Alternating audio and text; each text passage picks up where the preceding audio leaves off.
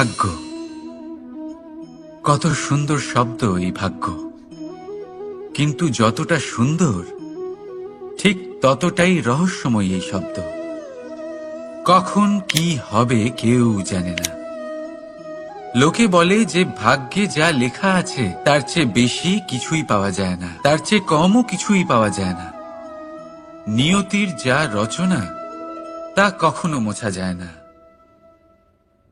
কিন্তু কেউ এইটা বোঝে না যে নিয়তি আপনার কর্মের দ্বারা বদলায়।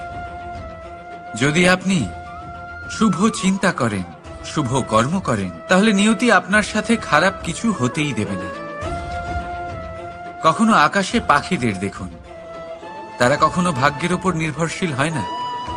যতই ঝড় আসুক, যতই তীব্র হাওয়া দিক, ঘুরতে থাকে, একটা জিনিস জড়ো করে নিজের সৌভাগ্য, নিজের বাসা নিজেই তৈরি করে। নিজের সন্তানের জন্ম দেয়, তাকে লালন পালন করে, নিজেই তাকে উড়তে শেখায়, কখনোই ভাগ্যের উপরে নির্ভরশীল হয় না সে। এই বিষয়টা আমাদেরও শিখতে হবে। তাই মনে রাখবেন, আপনার ভাগ্য নিয়তির লিখন নয়। আপনার ভাগ্য তাই যেটা আপনি দিনের পর দিন আপনি নিজেই লেখেন। কিছু নিজে পরিশ্রম করে, কিছু নিজের ভাবনার জোরে। রাধা রাধা। মানুষের স্বভাব হলো যে সে সবসময় নিজে বলতে চায়, কারুর কথা শুনতে চায় না। কিন্তু তার এই স্বভাব তাকে এক বিশাল বড় জ্ঞানের থেকে দূরে সরিয়ে রাখে, সামনের মানুষের ব্যক্তিত্বের জ্ঞানের থেকে দূরে।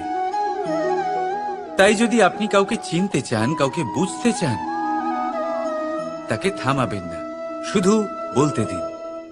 কারণ একজন ব্যক্তির ব্যক্তিত্ব লুকিয়ে থাকে তার কথার মধ্যে, আর তার আসল পরিচয় লুকিয়ে থাকে তার শব্দের পেছনে। বলতে দিন, আস্তে আস্তে আপনি সব বুঝতে পারবেন। এটাই তফাৎ হলো একজন সাধারণ মানব আর একজন মহামানবের মধ্যে।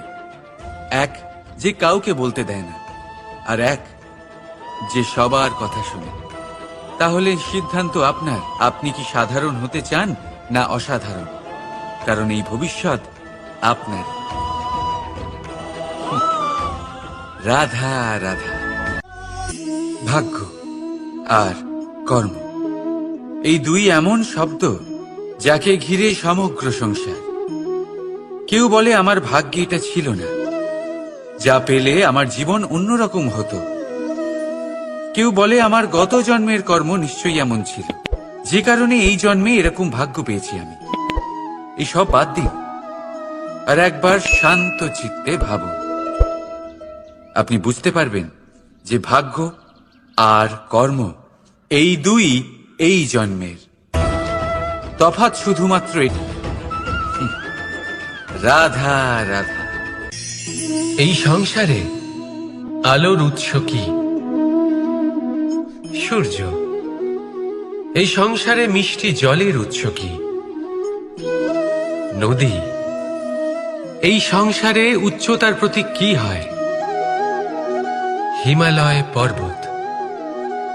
আমরাও জীবনে এরকমই হতে চাই, সূর্যের মতো তেজস্বী হতে চাই, নদীর মতো পূজনীয় হতে চাই, হিমালয় পর্বতের মতো উচ্চতা লাভ করতে চাই। সব ঠিক আছে, কিন্তু তার জন্য আমরা কাজ কি করি? যদি এরকম আমরা হতে চাই, তাহলে সবার আগে সূর্যের মতো নিজেকে উজ্জ্বল করুন। সূর্যের সব থেকে বেশি আলো নিজের অন্তরে থাকে। নদীর মতো নিজের পথ নিজেই তৈরি করুন। পাথরের সাথে ধাক্কা খাওয়ার পরেও থেমে না যাওয়া শিখুন। হিমালয় পর্বতের মতো উচ্চতা লাভ করতে হলে সেটার মতো অটল থাকতে শিখুন। একটা কথা অবশ্যই মনে রাখবেন, নিজেকে জ্বালাবেন, তবেই সংসারকে আলোকিত করতে পারবেন। রাধা রাধা। প্রতীক্ষা, প্রয়াস, এই দুই জীবনের অভিন্ন অঙ্গ। দেখতে গেলে আমরা জীবনে কারোর না কারোর প্রতীক্ষা অবশ্যই করি। সে কোনো ব্যক্তি হোক বা সময় হোক বা কোনো ভাবনা, সবকিছুই হতে পারে। আর দেখতে গেলে সব সময় কেউ না কেউ কিছু প্রয়াসও করে চলেছে। যেমন সাফল্য আসার প্রতীক্ষা, বিফলতা যাতে না আসে তার জন্য প্রয়াস, সুখ আসার প্রতীক্ষা, দুঃখ যাতে না আসে তার জন্য প্রয়াস। এবার প্রতীক্ষা আর প্রয়াসের মধ্যে এক ঘনিষ্ঠ সম্পর্ক রয়েছে, আর তা হল যিনি প্রতীক্ষা করেন তিনি ঠিক তাই পান যা একজন প্রয়াস করা ব্যক্তি পেছনে ফেলে আসে। তাই প্রতীক্ষা নয়, প্রয়াস করুন। এই প্রয়াসের মধ্যেই সুখের চাবিকাঠি রয়েছে। রাধা রাধা। মানুষ কর্ম করেন। আমি বারংবার বলি যে ফলের আশা করবেন না। তাও মানুষ কোথাও না কোথাও নিজের কর্মের বদলে কোনো না কোনো ফলের আশা অবশ্যই রাখেন। কখনো তিনি সফল হন, কখনো অসফল। সেই জন্যই আমি বলি যে ফলের আশা কখনো রাখবেন না, কারণ সাফল্য বা অসফলতা মনের মধ্যে রাখলে কখনো কোনো লাভ হয় না।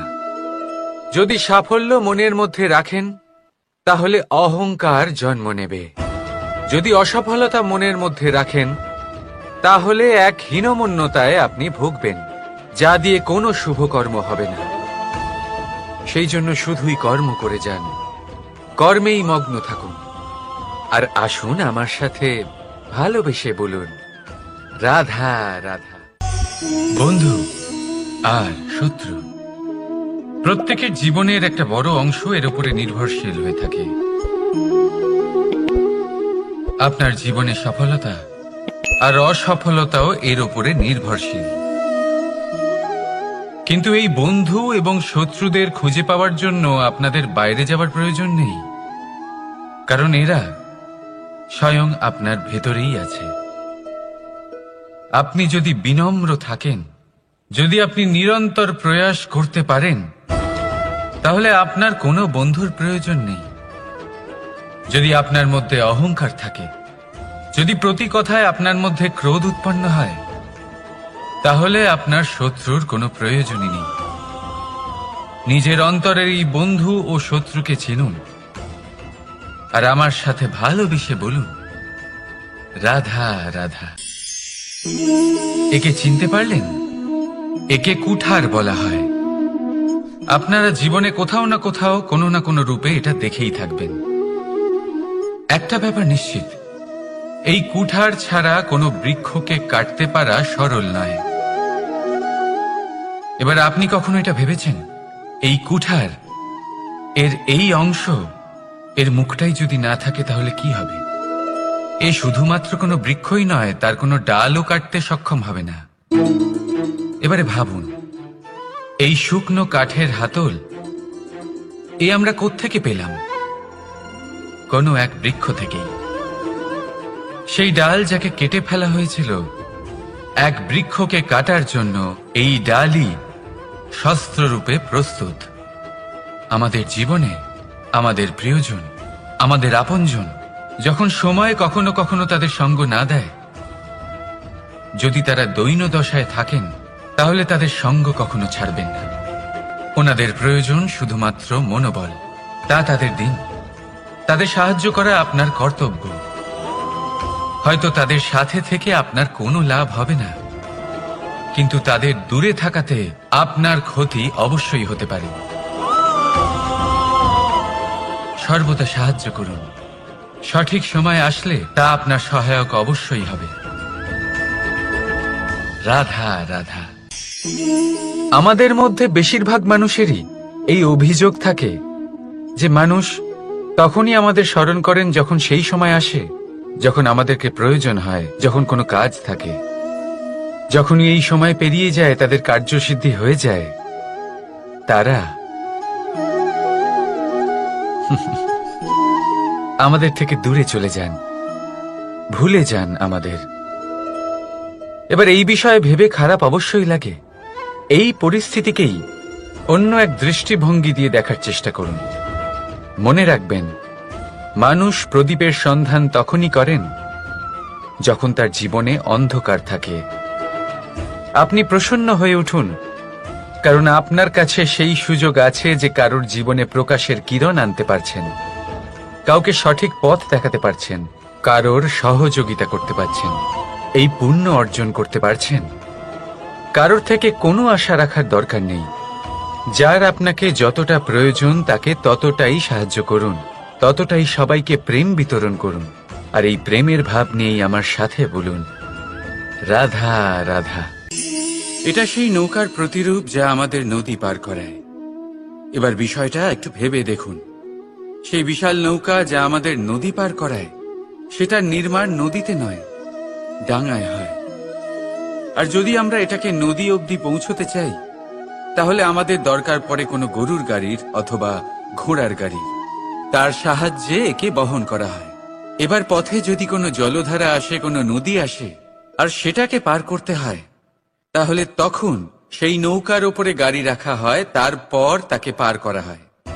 অর্থাৎ এই যাত্রা দুজনের সংযোগ ছাড়া সম্পূর্ণ হতেই পারবে না। সেই জন্যই এই প্রবাদ আছে, কখনো নৌকা তো কখনো গাড়ি। আমাদের সম্পর্কের মধ্যে অতি আবশ্যক, আমাদের সম্পর্কের মধ্যে অত্যন্ত গুরুত্বপূর্ণ হল সংযোগ। সবসময় একসাথে চলা, সংযোগ স্থাপন করা। সবসময় সুখী থাকবেন। রাধা রাধা। পুস্তক, পুস্তক থেকে আমরা কি না শিখতে পারি। জ্ঞান হোক, বিজ্ঞান হোক, ইতিহাস হোক, সব শিখতে পারি। কথায় আছে, একটা ভালো পুস্তক, একটা ভালো গ্রন্থ পাওয়া তা 100 ভালো বন্ধু পাওয়ার সমান। কিন্তু যদি একটা ভালো বন্ধু পাওয়া যায়, তাহলে তা গোটা গ্রন্থাগারের সমতুল্য। সে আপনাকে কর্মের বিষয় জ্ঞান দেয়, সাফল্যের রসায়ন শিক্ষা দেয়, সে আপনাকে ইতিহাসে অমর করে রাখবে। শুধু তাই নয়, সে আপনাকে শুধু পথই দেখাবে না, সেই পথে আপনার সাথে সঙ্গী হয়ে চলবে সে।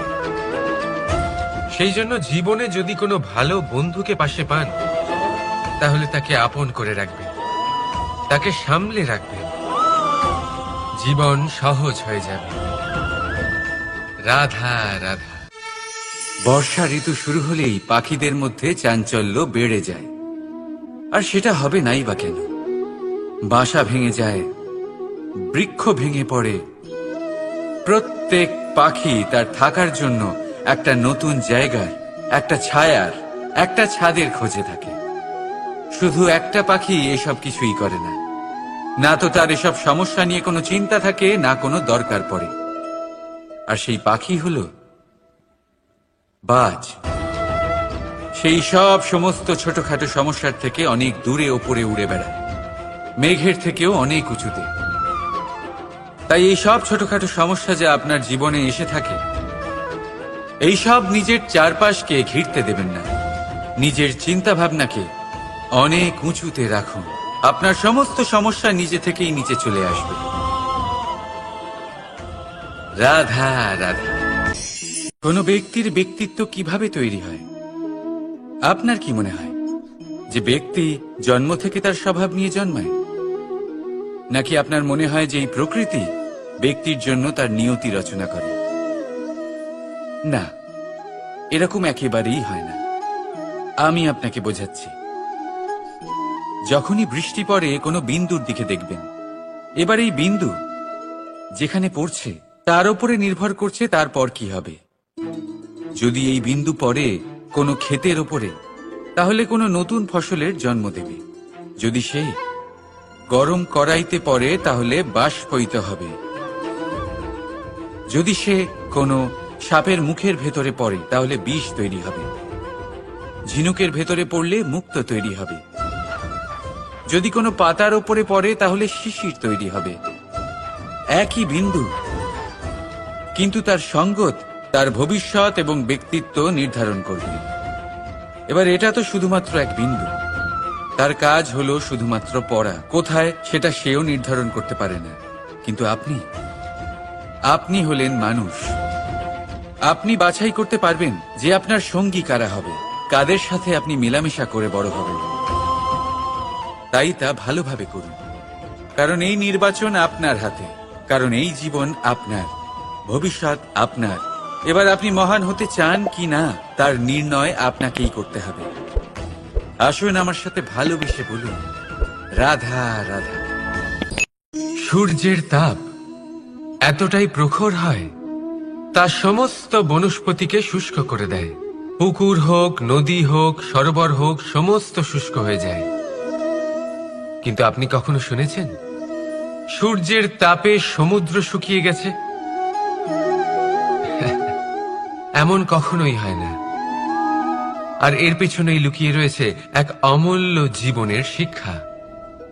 সমুদ্রের মতো নিজেকে ধৈর্যশীল করে তুললে, নিজেকে সংযমী করে তুললে, সূর্যের তাপ আপনার কোনো ক্ষতি করতে পারবে না। আপনার অন্তর থেকে সেই তাপ বাষ্পায়িত হয়ে মেঘ তৈরি হয়ে সূর্যকে ঢেকে দেবে, আর তারপর হবে শুধু সাফল্যের বৃষ্টি।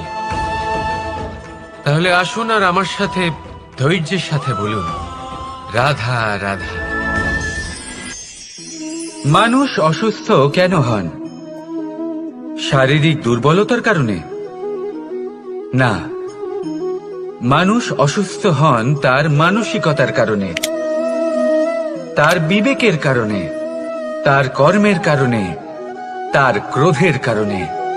আর যখন কেউ সুস্থ হন, ঠিক হয়ে যান, তার মানে এটা নয় যে শুধু ওষুধের জন্য তিনি সুস্থ হয়েছেন।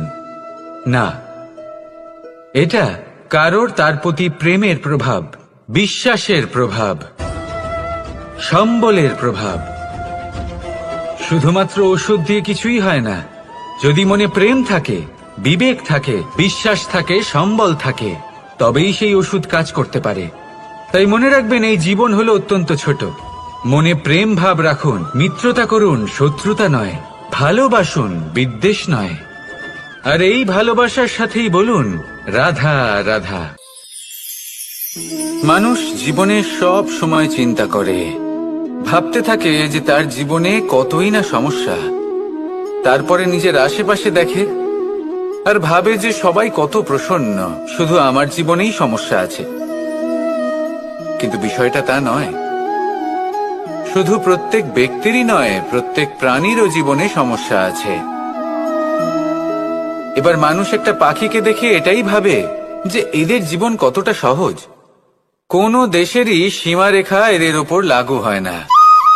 কোথায় থাকবে সেই নিয়েও কোনো ভাবনা নেই। কত শান্তির জীবন এদের। তারপর সে একটা পিঁপড়েকে দেখে আর এটা ভাবে, কি অসাধারণ, এদের তো সারা জীবনই মাটির উপরেই অতিবাহিত হয়, খাবারটাও মাটিতেই পেয়ে যায়। কি শান্তির জীবন এদের। কিন্তু যখন কোনো ঝড় আসে, তখন সবার আগে সেই পাখির বাসাটাই ঝড়ে ভেঙে যায়। এই পাখি যে শাখাতেই গিয়ে বসে পড়ুক, তাদের উপর সবসময় সংকট থাকে যে ওপর থেকে কোনো বড় পাখি এসে তাদের উপর প্রহার না করে, তারা নিজেদের প্রাণ না হারায়। আর যদি কথা বলি পিঁপড়েকে নিয়ে, এদের উপর সবসময় সংকট থাকে যে কোনোভাবে বাতাস বা জল এদের ভাসিয়ে না নিয়ে যায়, কোনো প্রাণী ওকে পা দিয়ে পিষে না দেয়, এই পিঁপড়ে পিষ্ট হয়ে না মারা যায়। দেখুন, সমস্যা প্রত্যেকের জীবনে রয়েছে, আর এই সমস্যা আসতেই থাকবে। এর অর্থ এটা নয় যে এই সমস্যার সম্মুখীনই হওয়া যায় না, এর সমাধানও সম্ভব নয়। প্রত্যেক সমস্যার সমাধান অবশ্যই আছে, শুধু শান্ত মনে সেটা খুঁজে বের করতে হবে। তাহলে সেটাই করুন, প্রত্যেক সমস্যার সমাধান করতে থাকুন। যত সমাধান করবেন, জীবন আনন্দময় হয়ে উঠবে। যদি সমাধান না করেন, তাহলে আজীবন দুঃখই পেতে থাকবেন। আসুন আমার সাথে ভালোবেসে বলুন, রাধা রাধা। কর্ম, ধর্ম আর কর্তব্য, এই তিনটি একে অপরের সাথে জড়িত। আর অনেক সময় এই তিনটি পালন করতে করতে আমাদের সেই ব্যক্তির সামনে গিয়ে দাঁড়াতে হয়, তার বিরুদ্ধেই যেতে হয়, যাকে আমরা সব থেকে বেশি ভালোবাসি। কিন্তু সেইখানে এই যুদ্ধ কোনো ব্যক্তিগত যুদ্ধ থাকে না। এ হলো কর্ম, ধর্ম আর কর্তব্যের যুদ্ধ। এটা সরল নয়, অত্যন্ত কঠিন হয় তার সম্মুখীন হওয়া যাকে আমরা সব থেকে বেশি সম্মান করি। কিন্তু আমাদের তো আমাদের ধর্মের পথে চলতেই হবে, কারণ আমরা কর্মবদ্ধ, কর্তব্যবদ্ধ, আর এটাই করা উচিত। শুধু এটুকু মনে রাখবেন, যদি আপনার উদ্দেশ্য শুভ হয়, আপনার ভাবনা শুভ হয়, আপনি যদি কর্ম, ধর্ম আর কর্তব্যের পথে অগ্রসর হন, তাহলে এই প্রক্রিয়াতে যদি আপনাকে আপনার আরাধ্যেরও সামনে দাঁড়াতে হয়, তাহলেও আপনার কোনো ক্ষতি হবে না। তাহলে আসুন আর আমার সাথে ভালোবেসে বলুন, রাধা রাধা। সাথী। সাথী এই শব্দটির ব্যাখ্যা কে কিভাবে করে? মিত্র, সখা, বন্ধু। কিন্তু অর্থ একটাই, তিনি যিনি আপনার সঙ্গী হন আর তিনি যার সাথী আপনি হন। এবার সব থেকে বড় প্রশ্ন হলো এটাই যে তিনি কে হতে পারেন যাকে আপনি আপনার সাথী বলে মেনে নিতে পারেন, নিজের সখা, নিজের মিত্র, নিজের বন্ধু মেনে নিতে পারেন। আপনার সাথী হলেন তিনি যিনি দুঃখের সময় আপনার পাশে থাকবেন, আপনার হাত ধরে থাকবেন। আপনার সাথী হলেন তিনি যার হাত আপনি নিজের সুখের দিনে ধরে থাকবেন। সেই সাথীরই হাত ধরুন যিনি দুঃখে সবসময় আপনাকে সাহায্য করার জন্য তৎপর হয়ে থাকেন, আপনার পাশে থাকেন, আর যাকে সুখের দিনে আপনি আপনার সাথে রাখতে পারেন। আর যখন আপনার সাথে আপনার এই সাথী থাকবে, তখন আপনি এটা বুঝবেন যে যখন জীবনে দুঃখ আসে, তখন এই দুঃখ কমে যায়, সবার মধ্যে ভাগ হয়ে যায়। আর যদি তখন সুখ আসে, তাহলে সেটা সবার উপস্থিতিতে আরো বেড়ে যায়। এটাই হলো প্রেম, এটাই হলো ভালোবাসা, এটাই হলো সঙ্গ, যেমন সম্পর্ক আমার আর রাধার মাঝে। তাহলে আসুন আর আমার সাথে ভালোবেসে বলুন, রাধা রাধা। মানুষ এক অত্যন্ত বিচিত্র প্রাণী। পরিকল্পনা করে, ষড়যন্ত্র করে, প্রচেষ্টা করে, কাউকে পরাজিত করার চেষ্টাও করে। সাপকে একটা দড়ি মনে করে হাতে চেপে ধরার চেষ্টা করে, কিন্তু একটা কথা বুঝতেই পারে না, সময়ের এই সাপ, এটা হাতে চেপে ধরাই যায় না। আর আপনি যা করবেন তা আবার ফিরে আসবে আপনারই সামনে। দেখুন, এতে কিছুই যায় আসে না যে আপনি কুম্ভকারের পুত্র নাকি কৃষ্ণের পুত্র। যদি আপনি অনুচিত কর্ম করেন, তাহলে আপনার সাথেও অনুচিতই হবে। অশুভ কর্ম করলে আপনার সাথেও অশুভই হবে। কুরু বংশ অত্যন্ত মহান বংশ ছিল। এই কুরু বংশ কি হলো তার সাথে? একটা গোটা বংশ বয়ে গেল, কারণ ওনাদের উদ্দেশ্য অশুভ ছিল। অন্যদিকে 5 জন বনবাসী পাণ্ডব মহাভারত বিজয়ী হলেন, কারণ তাদের উদ্দেশ্য শুভ ছিল। তাই মনে রাখবেন, শুভ অগ্নি প্রজ্বলিত করবেন, শুভ তাপ সঞ্চার হবে। অশুভ অগ্নি প্রজ্বলিত করবেন, নরকেই জ্বলতে হবে। তাহলে আসুন আর আমার সাথে ভালোবেসে বলুন, রাধা রাধা। জীবনে এমন কিছু কাজ রয়েছে যা আপনাকে একাই করতে হয়, আর এমন কিছু কাজ রয়েছে যা আপনাকে একসাথে মিলে করতে হয়, একজোট হয়ে, সঙ্গবদ্ধ হয়ে। এবার সঙ্গবদ্ধ বলতে কি বোঝাতে চাইছি? আমি তাদের কথা বলছি না যারা বাস্তবিকভাবে একে অপরের সাথে কাজ করেন। আমি তাদের কথা বলছি যারা একে অপরের থেকে দূরে থেকেও একে অপরকে বিশ্বাস করেন। আমি আগেও বলেছিলাম, সমস্ত বিশ্বের আশা বিশ্বাসেই বসবাস করে, তাই না? তাই যেখানে সমস্ত বিশ্ব আছে, সমস্ত সংসার আছে, সেইখানেই বিশ্বাস রয়েছে। তাই আপনার আশেপাশে এমন দল সঙ্গবদ্ধ করুন যাদের আপনার উপর বিশ্বাস আছে আর যাদেরকে আপনি বিশ্বাস করতে পারেন। তাহলে আসুন আর আমার সাথে ভালোবেসে বলুন, রাধা রাধা। আমরা যে মানুষকে চাই, যাকে আমরা ভালোবাসি, তাকে একটা উপহার অবশ্যই দিতে চাই। এমন এক উপহার যা ওনার ভালো লাগবে, যা শ্রেষ্ঠ হবে, অতি প্রিয় হবে, বহুমূল্য হবে, বা বলতে পারেন মূল্যবান হবে। তাই আমরা কি করি? আমরা বাজারে যাই, তার জন্য স্বর্ণ, আভূষণ, হিরে, মুক্ত এইসব নিয়ে আসি। কিন্তু এটাই কি সর্বশ্রেষ্ঠ উপহার? কখনোই নয়। সর্বশ্রেষ্ঠ উপহার হলো স্বাধীনতা। তাকে নিজের মনের মতো বাঁচার স্বাধীনতা। যদি আপনি কাউকে স্বাধীনতা না দিতে পারেন, তাহলে সে কোথাও না কোথাও বন্দী হয়ে যায়, তার বিকাশ কোথাও না কোথাও আটকে যায়। কিন্তু যদি আপনি কাউকে স্বাধীনতা দিতে পারেন, তাহলে আপনি দেখবেন ও সমস্ত সংসারকে, এই জীবনকে নিজের দৃষ্টিভঙ্গি দিয়ে দেখবে, বুঝবে যে কোনটা হলো উচিত আর কোনটা হলো অনুচিত, আর এটাই হলো সর্বশ্রেষ্ঠ। আর এবার যদি কাউকে স্বাধীনতার মাধ্যমে এত বড় একটা শক্তি দিতে পারেন, তাহলে আপনি আমাকে বলুন, এর থেকে বড় উপহার আর কি হতে পারে? আসুন আর আমার সাথে ভালোবেসে বলুন, রাধা রাধা। পিতা আর পুত্রের সম্পর্ক অত্যন্ত মধুর হয়ে থাকে।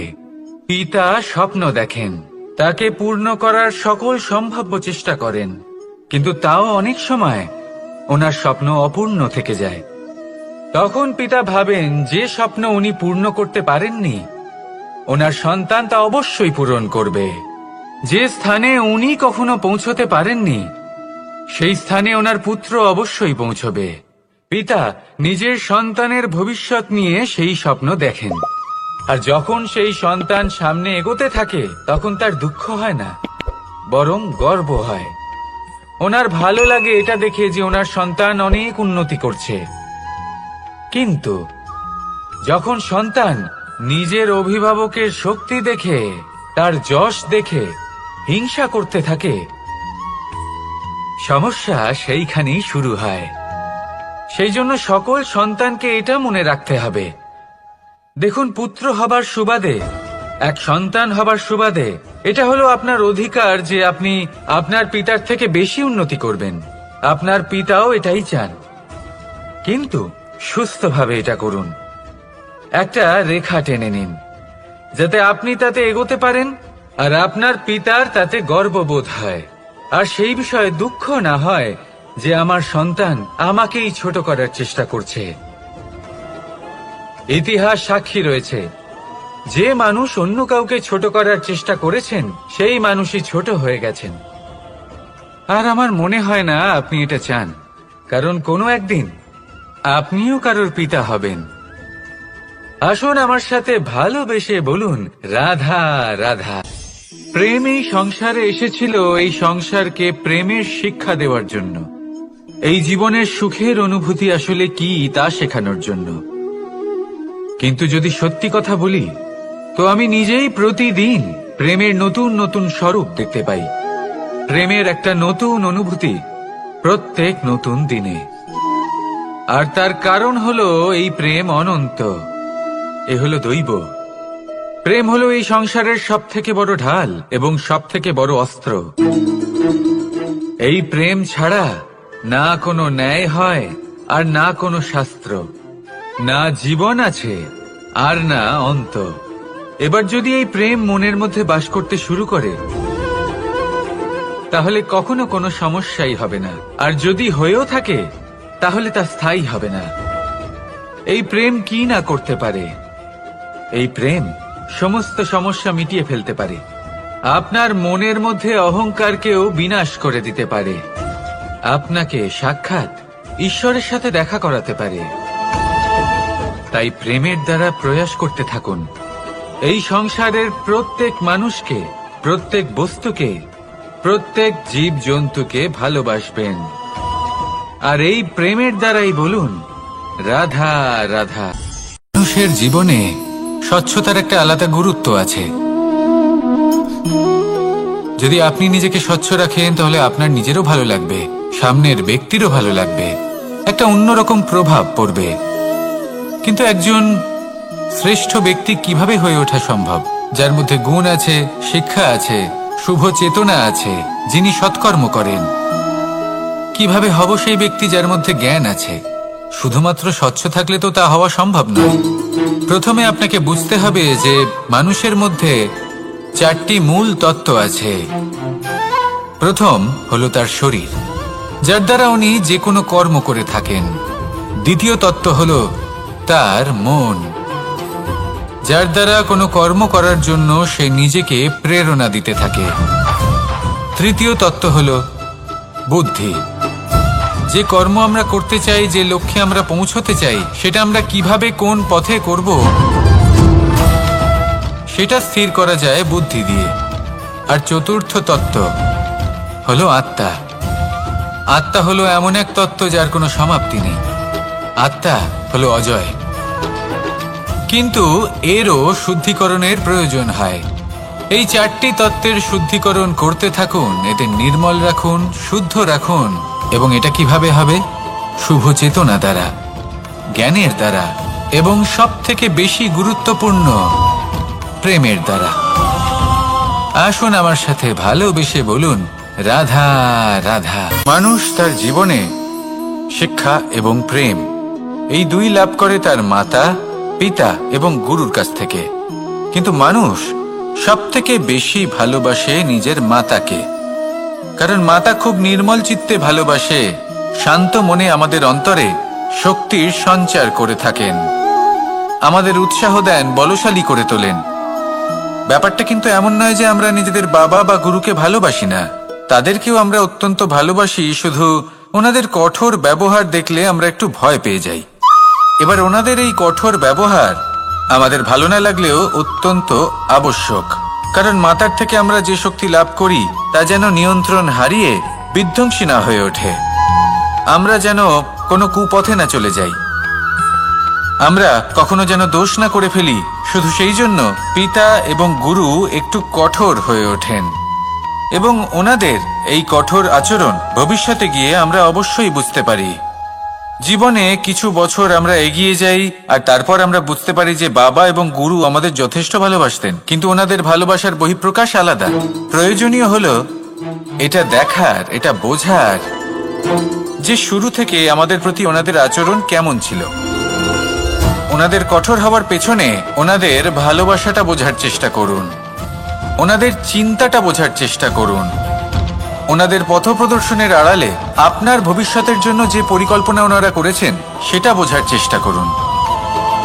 তখন আপনারা বুঝতে পারবেন ওনাদের ভালোবাসাকে। আপনার মনের মধ্যে আপনা থেকেই ওনাদের প্রতি সম্মান জেগে উঠবে। নিজের পিতা এবং নিজের গুরু এই দুজনের প্রতি কৃতজ্ঞতা প্রকাশ করুন আর আমার সাথে ভালোবেসে বলুন, রাধা রাধা। জীবন কিসের উপর নির্ভরশীল?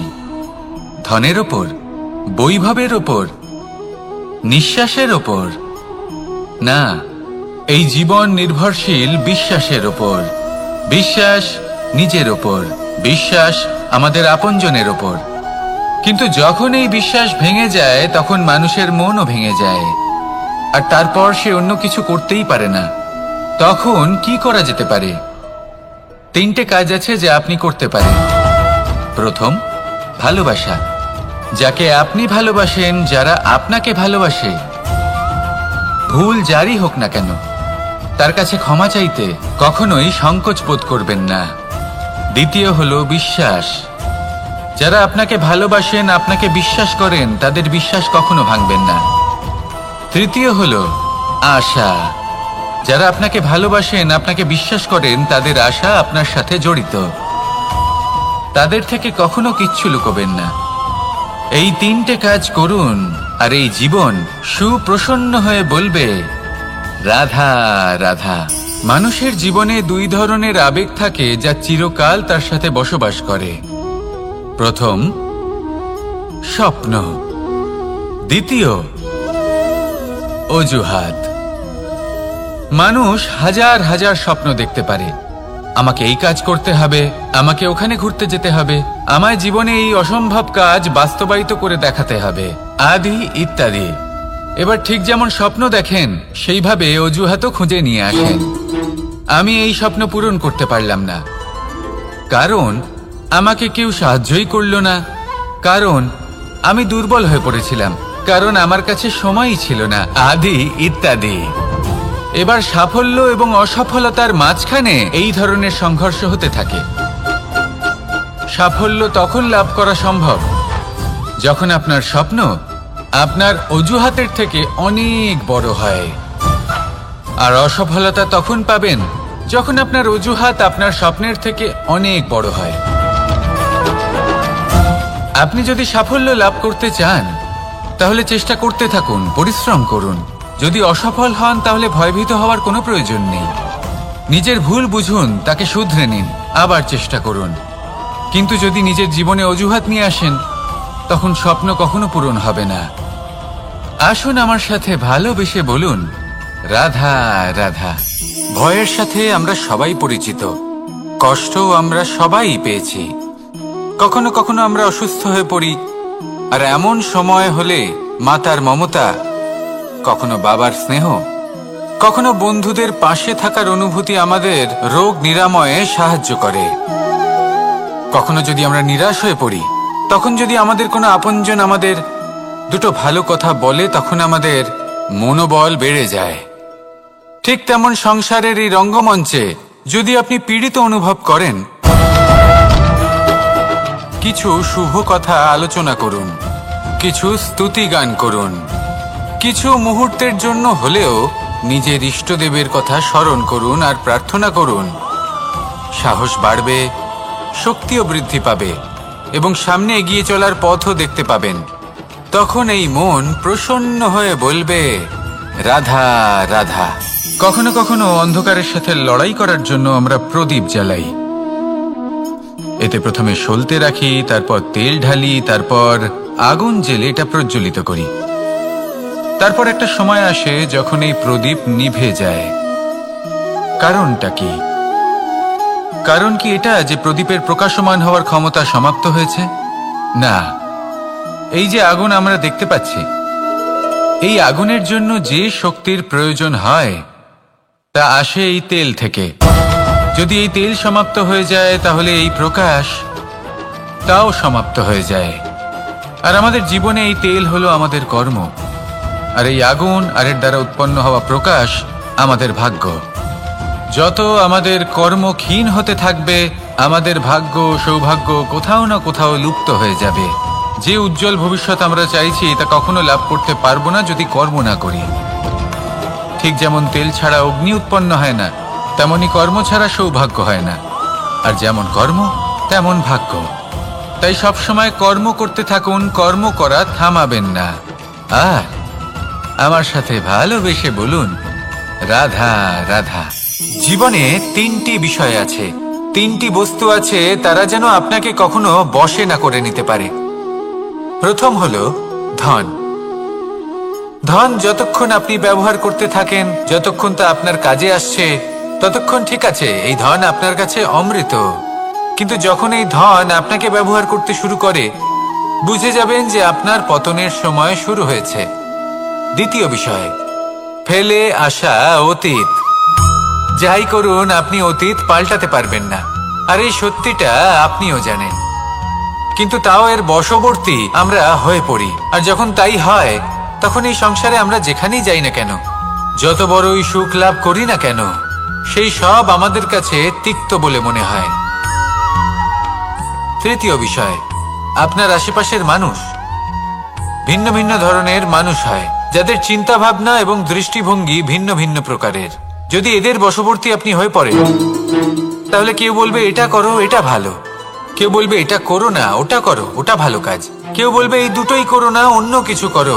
এই কথাগুলিতে আপনি এতটাই জড়িয়ে পড়বেন যে আপনি লক্ষ্যভ্রষ্ট হয়ে পড়বেন। তাই এই তিন বিষয় থেকে সাবধানে থাকবেন। যদি কোনো কিছু বশ করতে হয়, তাহলে আপনাকে বশ করতে হবে আপনার আজকে, নিজের বর্তমানকে। এটা খুব প্রয়োজনীয়। এটা ভাববেন যে এই সময়ের সদ্ব্যবহার আমি কিভাবে করব, সময়কে শাসন কিভাবে করব, ওই কর্ম কিভাবে করব যাতে ভবিষ্যতে কখনো আমার আফসোস না হয়, বরং এই সংসার আমাকে নিয়ে গর্ব করবে, সেই কর্ম করুন। আর যখন আপনি এটা শিখে নেবেন, তখন আপনি নিজেই নিজেকে প্রকৃত অর্থে ভাগ্যশালী করে তুলবেন। আসুন আমার সাথে ভালোবেসে বলুন, রাধা রাধা।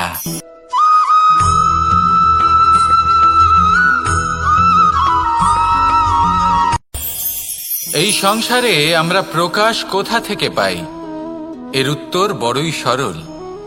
ভোরে যখন সূর্যোদয় হয়, তখন প্রকাশের কিরণ আমাদের ঘরে এসে পৌঁছয়। এইভাবেই আমরা প্রকাশ লাভ করি।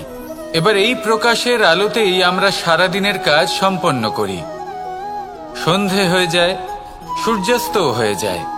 আর আমাদের ঘর যাতে অন্ধকার না হয় তার জন্য আমরা একটা প্রদীপ প্রজ্বলিত করি। এটাই ঘটে আমাদের জীবনেও।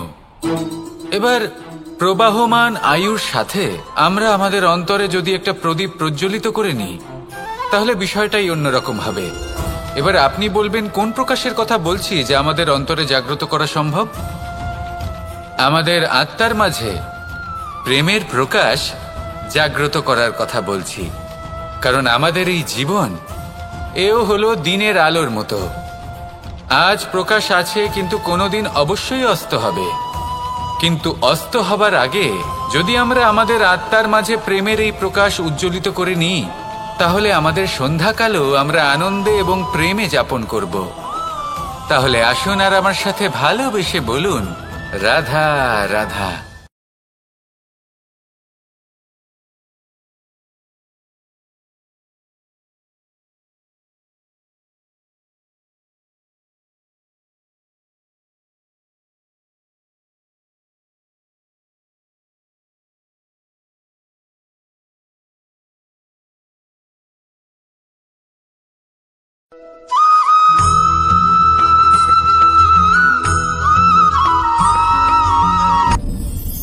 আপনি কি কখনো কোনো জলের ধারা দেখেছেন?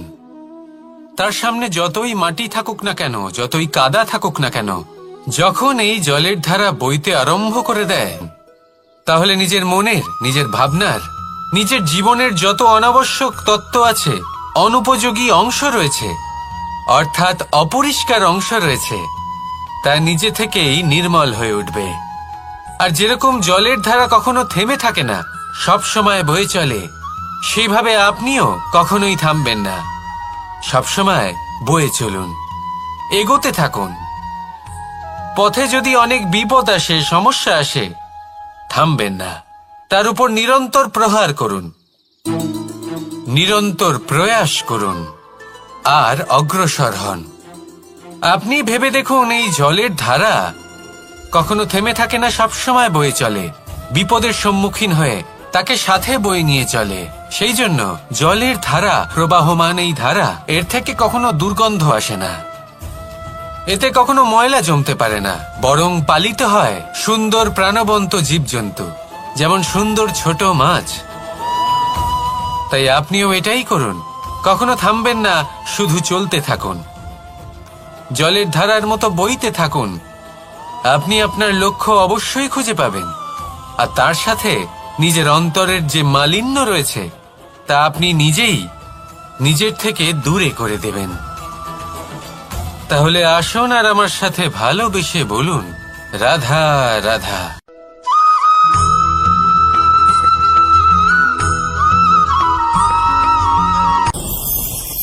ভয়ের সাথে আমরা সবাই পরিচিত, কষ্টও আমরা সবাই পেয়েছি।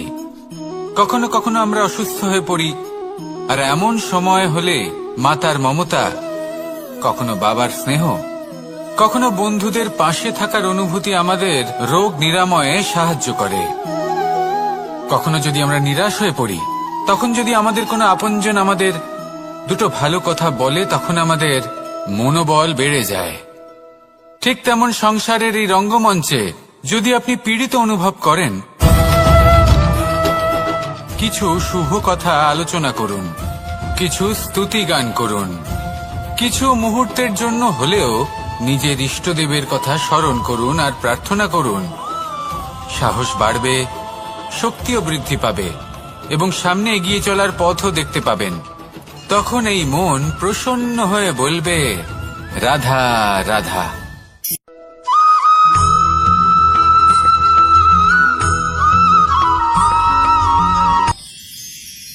মানুষ তার জীবনে দুই ধরনের পরিস্থিতিকে খুব ভয় পায়।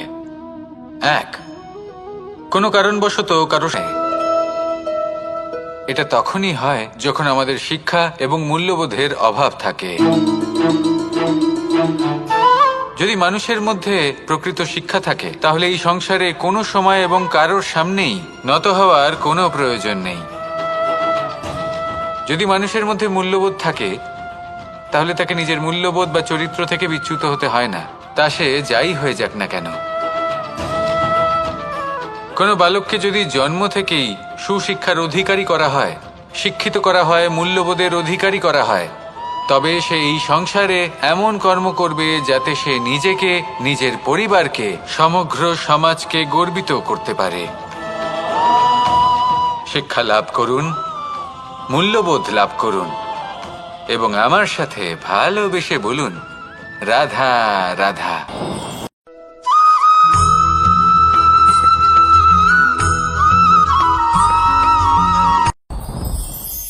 সাথী। সাথী এই শব্দটির ব্যাখ্যা কে কিভাবে করে? মিত্র, সখা, বন্ধু। কিন্তু অর্থ একটাই, তিনি যিনি আপনার সঙ্গী হন আর তিনি যার সাথী আপনি হন। এবার সব থেকে বড় প্রশ্ন হলো এটাই যে তিনি কে হতে পারেন যাকে আপনি আপনার সাথী বলে মেনে নিতে পারেন, নিজের সখা, নিজের মিত্র, নিজের বন্ধু মেনে নিতে পারেন। আপনার সাথী হলেন তিনি যিনি দুঃখের সময় আপনার পাশে থাকবেন, আপনার হাত ধরে থাকবেন। আপনার সাথী হলেন তিনি যার হাত আপনি নিজের সুখের দিনে ধরে থাকবেন। সেই সাথীরই হাত ধরুন যিনি দুঃখে সবসময় আপনাকে সাহায্য করার জন্য তৎপর হয়ে থাকেন, আপনার পাশে থাকেন, আর যাকে সুখের দিনে আপনি আপনার সাথে রাখতে পারেন। আর যখন আপনার সাথে আপনার এই সাথী থাকবে তখন আপনি এটা বুঝবেন যে যখন জীবনে দুঃখ আসে তখন এই দুঃখ কমে যায়, সবার মধ্যে ভাগ হয়ে যায়। আর যদি তখন সুখ আসে তাহলে সেটা সবার উপস্থিতিতে আরো বেড়ে যায়। এটাই হলো প্রেম, এটাই হলো ভালোবাসা, এটাই হলো সঙ্গ। যেমন সম্পর্ক আমার আর রাধার মাঝে। তাহলে আসুন আর আমার সাথে ভালোবেসে বলুন, রাধা রাধা।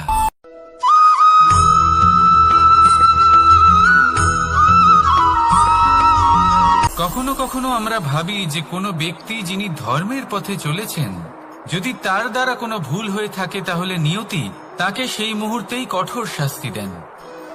কিন্তু সেই সব মানুষ যারা সংসারের সব থেকে বড় অধর্মী, বহু নিকৃষ্ট মানের কাজ করেন, তাদের নিয়তি অনেক সুযোগ দেন। তাদের নিয়তি এরকম কঠোর প্রহার করেন না। এই ভাবনা কখনো না কখনো মনে আসেই।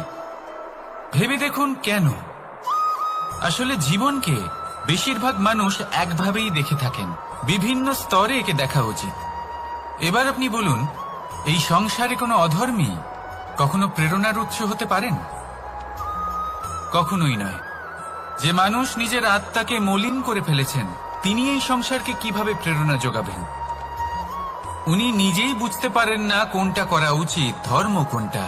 তাই নিয়তি তাকে একটা সুযোগ দেন, এটা বোঝার সুযোগ দেন যে কোনটা উচিত, কোনটা ধর্ম। সুযোগ দেন নিজের বিবেক জাগিয়ে তোলার, তাকে সুযোগ দেন নিজের অন্তরাত্মার ডাক শোনার। যখন তাতেও কাজ হয় না তখন নিয়তির কাছে একটাই পথ বাকি থাকে, আর তা হল মহাবিনাশ। মহাবিনাশ হয়তো দেরিতেই আসতে পারে, কিন্তু তা অবশ্যই আসবে।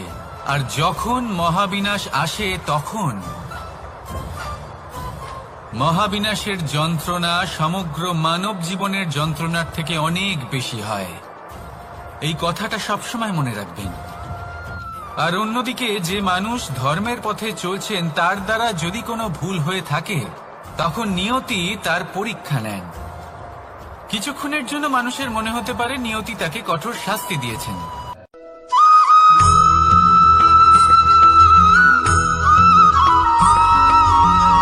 মানুষের মানসিকতা এমন হয় যে সে যতটা করে আশা করে যে তার থেকে অনেক বেশি তার বদলে সে পাবে। দেখুন, সবকিছুই আপনার ভাবনা চিন্তার উপর নির্ভর করছে। আপনি যদি ফলের বিষয়ে ভেবে কর্ম করতে থাকেন তাহলে সেটা অনুচিত। জীবনের আসল আনন্দ হলো নিজের কর্ম করতে থাকা, ফলের চিন্তা করা উচিত নয়। যদি আপনি এরকম ভাবেন যে আমি এতটা করছি, আমার এতটা পাওয়া উচিত, সেই ভাবনা অনুচিত।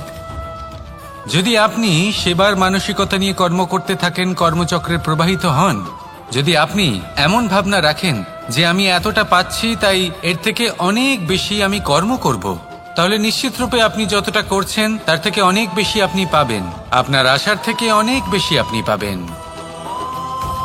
শুধু জীবনে অনেক বেশি কাজ করতে থাকুন, ফলের চিন্তা করবেন না। আর মনে রাখবেন, এই ভাবনাই সব থেকে বড় বীজ। কর্মের উপর বিশ্বাস রাখুন, জীবনে যা যা আপনি চান সবই সুখময় হবে। আসুন আর আমার সাথে ভালোবেসে বলুন, রাধা রাধা।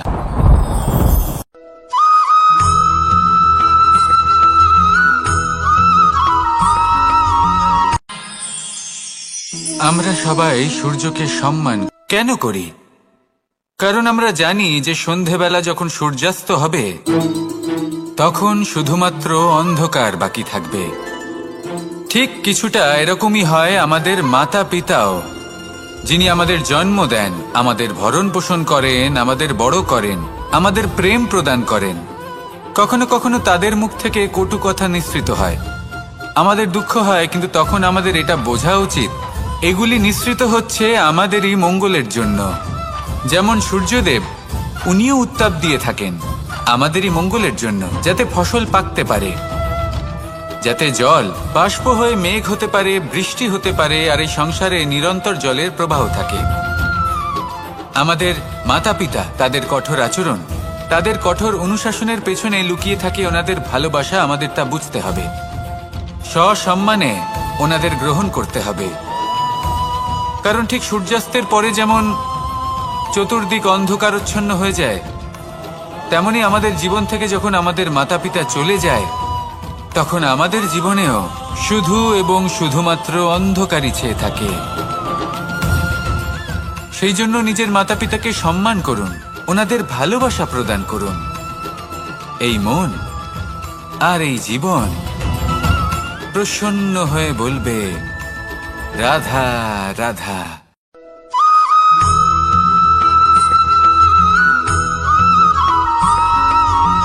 এই সংসারে কখনো কোনো ব্যক্তিকে তার বাইরের পোশাক দেখে বিচার করার চেষ্টা করবেন না, এটা খুব বড় ভুল করবেন। যেমন আমরা জীবনে অনেক সময় এমন করি, ধরুন কোথাও একটা গাছ দেখলাম, খুব বিশাল আকারের একটা গাছ, যেটা মাটির থেকে অনেক উঁচুতে পৌঁছে গেছে, যার বিশাল শাখা আছে। সেগুলো দেখে আমরা ভাবি যে এই গাছে হয়তো কত সুস্বাদু ফল আছে, আমরা সেই গাছের পরিচর্যা করতে থাকি। আবার অন্যদিকে হলো একটি তৃণ, যেটা মাটি থেকে কিছুটা উঁচুতে পৌঁছেছে, কিন্তু সেই তৃণর নিচে, মাটির নিচে অত্যন্ত সুস্বাদু ফল বা সবজি জন্ম নেয়, যা আমাদের স্বাস্থ্যের পক্ষে অত্যন্ত উপকারী। সেই জন্য কখনো আবরণ দেখে কাউকে বিচার করতে চেষ্টা করবেন না। তার বদলে এটা বোঝার চেষ্টা করুন যে আপনার সামনে যে ব্যক্তি আছে বা বস্তু আছে তার বিশেষত্ব কি। যদি এই বিশেষত্ব বোঝার ক্ষমতা আপনি অর্জন করেন, যদি এই শিল্প আপনি নিজের ভেতরে জাগ্রত করেন, তাহলে এই সংসারে বিশেষত্ব কি সেটা আপনি জানতে পারবেন। আর এই সমস্ত খেলা দৃষ্টি থেকে নয়, দৃষ্টিভঙ্গি থেকে জন্ম নেয়।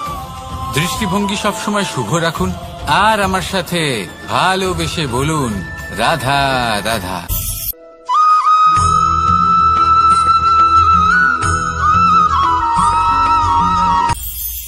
এটা হলো ধান গাছ। এর থেকে যে চাল উৎপন্ন হয় তা মানুষ গ্রহণ করেন। আর এটা কি? এ হলো জংলি ঘাস। একবার ভেবে দেখুন, যদি এই জংলি ঘাস ধান গাছের আশেপাশে থাকে তাহলে কি হবে? ধান উৎপন্ন হতে পারবে? তা উৎকৃষ্ট হতে পারবে? আমরা কি তা গ্রহণ করতে পারবো? কখনোই নয়। এই জংলি ঘাস ধানকে নষ্ট করে দেবে, কিন্তু নিজে জীবিত থাকবে। এটাই হলো আজকের শিক্ষা। এই সংসারে যদি আপনি নীতির পথে চলতে চান, উচিত কর্ম করতে চান, সংসারকে সেবা করতে চান, তাহলে জংলি ঘাসের মতো ব্যক্তিদের থেকে সবসময় দূরে থাকতে হবে। সেই ব্যক্তি যারা দুর্নীতি এবং মিথ্যা দ্বারা পরিপূর্ণ, যাদের ব্যবহার অশুভ, যাদের অনেক অশুভ গুণ রয়েছে, তারা সঠিক নয়। সেই সকল ব্যক্তি যাদের চরিত্র অত্যন্ত দুষ্ট হয়, তারা হয় শুভ চরিত্রের ব্যক্তিকে একদম নষ্ট করে দেয়, নয় নিজের মতো বানিয়ে তোলে। তাই যদি আপনি নীতির পথে চলতে চান, এই সংসারের জন্য শুভ কর্ম করতে চান, তাহলে সেই সঙ্গ লাভ করুন যে সঙ্গ জ্ঞানে পরিপূর্ণ, যাদের মধ্যে অনেক গুণ আছে, যাদের থেকে প্রতিদিন কিছু শিখতে পারবেন, এমন ব্যক্তির সাথে জীবন অতিবাহিত করুন। দুরাচারীদের থেকে দূরে থাকুন, তবেই এই মন প্রসন্ন হয়ে বলবে, রাধা রাধা।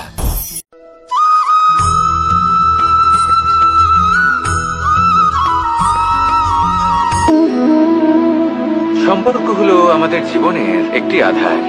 কিছু সম্পর্ক এমন যা আমরা জন্মসূত্রে লাভ করি, যেমন পরিবার, মা, বাবা। কিছু সম্পর্ক আছে যা আমরা জীবনে অর্জন করে থাকি, তা সে প্রেমের হোক, স্নেহের হোক বা বন্ধুত্বের। এই সকল সম্পর্ক লাভ করার বা গড়ে তোলার 5টি ধাপ রয়েছে। প্রথম ধাপ, কোনো ব্যক্তির সাথে আলাপ হওয়া, তার সাথে কথা বলা বা তাকে দেখা। দ্বিতীয় ধাপ, সে ব্যক্তিকে আমাদের ভালো লাগা। তৃতীয় ধাপ, আমাদের এটা চাইতে শুরু করা যে জীবনে এই ব্যক্তি যেন আমাদের বন্ধু হন, আমাদের জীবনে থাকেন, বা আমাদের কাউকে ভালোবেসে ফেলা আর এটা আমাদের ভাবা বা চাওয়া যে সেই ব্যক্তি যেন আজীবন আমার সাথে থাকেন, আমার জীবনে আমার সাথী হয়ে। চতুর্থ ধাপ, লাভ করা। এবার এই ধাপটি অনেক মানুষের পক্ষেই খুবই সরল হয়, বড়ই সরল ভাবে নিজেদের সঙ্গীকে লাভ করে থাকেন। কিছু মানুষের জন্য এই ধাপ অত্যন্ত কঠিন হয়ে থাকে। অনেক প্রতিকূল পরিস্থিতির উপর জয়লাভ করে তারা সঙ্গীকে লাভ করেন, কিন্তু লাভ অবশ্যই করেন। এরপরে আসে পঞ্চম, অন্তিম এবং সব থেকে গুরুত্বপূর্ণ ধাপ। সেটা হলো সেই সম্পর্ক পালন করা। এটা হলো এমন এক বিষয় যা প্রত্যেক মানুষের শেখা উচিত। যদি ব্যক্তি নিজের জীবনে সম্পর্ক রক্ষা করতে শিখে যান, তবে প্রত্যেক সম্পর্ক তার জীবনকে স্বর্গ করে তুলবে। আসুন আর আমার সাথে ভালোবেসে বলুন, রাধা রাধা।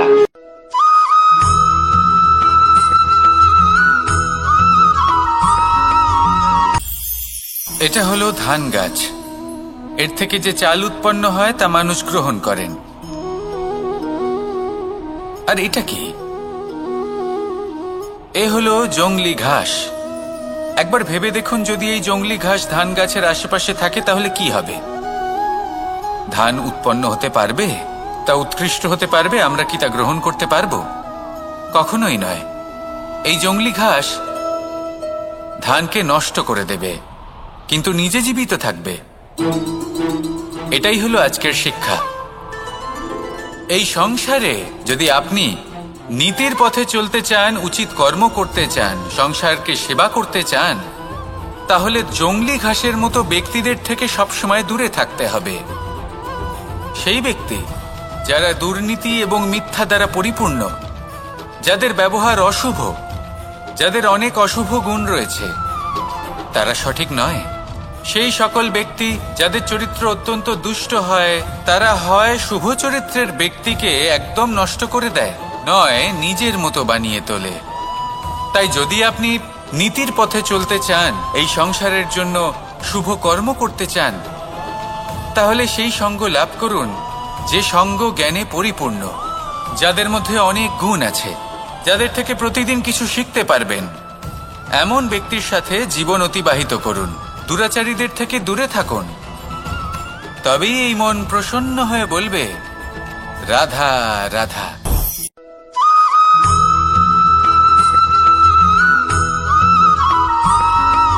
মানুষের একটি সমস্যা আছে যে মানুষ সাফল্যকে মাপতে থাকেন লক্ষ্যপ্রাপ্তি। এই সংসারে আপনি কি নিয়ে তুলনা করবেন, যেখানে সূর্যদেব চন্দ্রমা দুজনেই আছেন, দুজনেই হলেন বিশেষ, দুজনেই নিজ নিজ সময়ে উদিত হন। এদের মধ্যে একজন না থাকলে তাহলে আমাদের জীবন কঠিন হয়ে পড়বে। ঠিক সেইভাবেই আপনি যদি একটা বড় রেখা অঙ্কন করেন, তাহলে অন্য রেখাটি ছোট হয়ে পড়ে না, সে তেমনই থাকে যেমনটা সে ছিল। আপনার অস্তিত্ব কখনো ছোট বা বড় হতে পারে না। শুধু তুলনা করার জন্য আপনার এটা মনে হতে পারে। যদি আপনি যুদ্ধ করতে চান, আপনার তলোয়ারের প্রয়োজন পড়বে। যদি বস্ত্র তৈরি করতে চান, এত বড় তলোয়ার দিয়ে কিছুই হবে না, তখন প্রয়োজন পড়বে একটা ছোট্ট সূচের। তাই তুলনা করবেন না। না নিজেকে ছোট মনে করবেন না অন্য কাউকে। সবার সাথে সহযোগিতা করুন, আর যদি তুলনা করতেই হয় নিজের সাথে করুন, যে কাল আমি কেমন ব্যক্তি ছিলাম, আজ কি তার থেকে শ্রেষ্ঠ হয়ে উঠতে পেরেছি। ভেবে দেখুন ভবিষ্যতে গিয়ে আপনি কতটা শ্রেষ্ঠ ব্যক্তি হতে পারেন। আসুন আমার সাথে ভালোবেসে বলুন রাধা রাধা।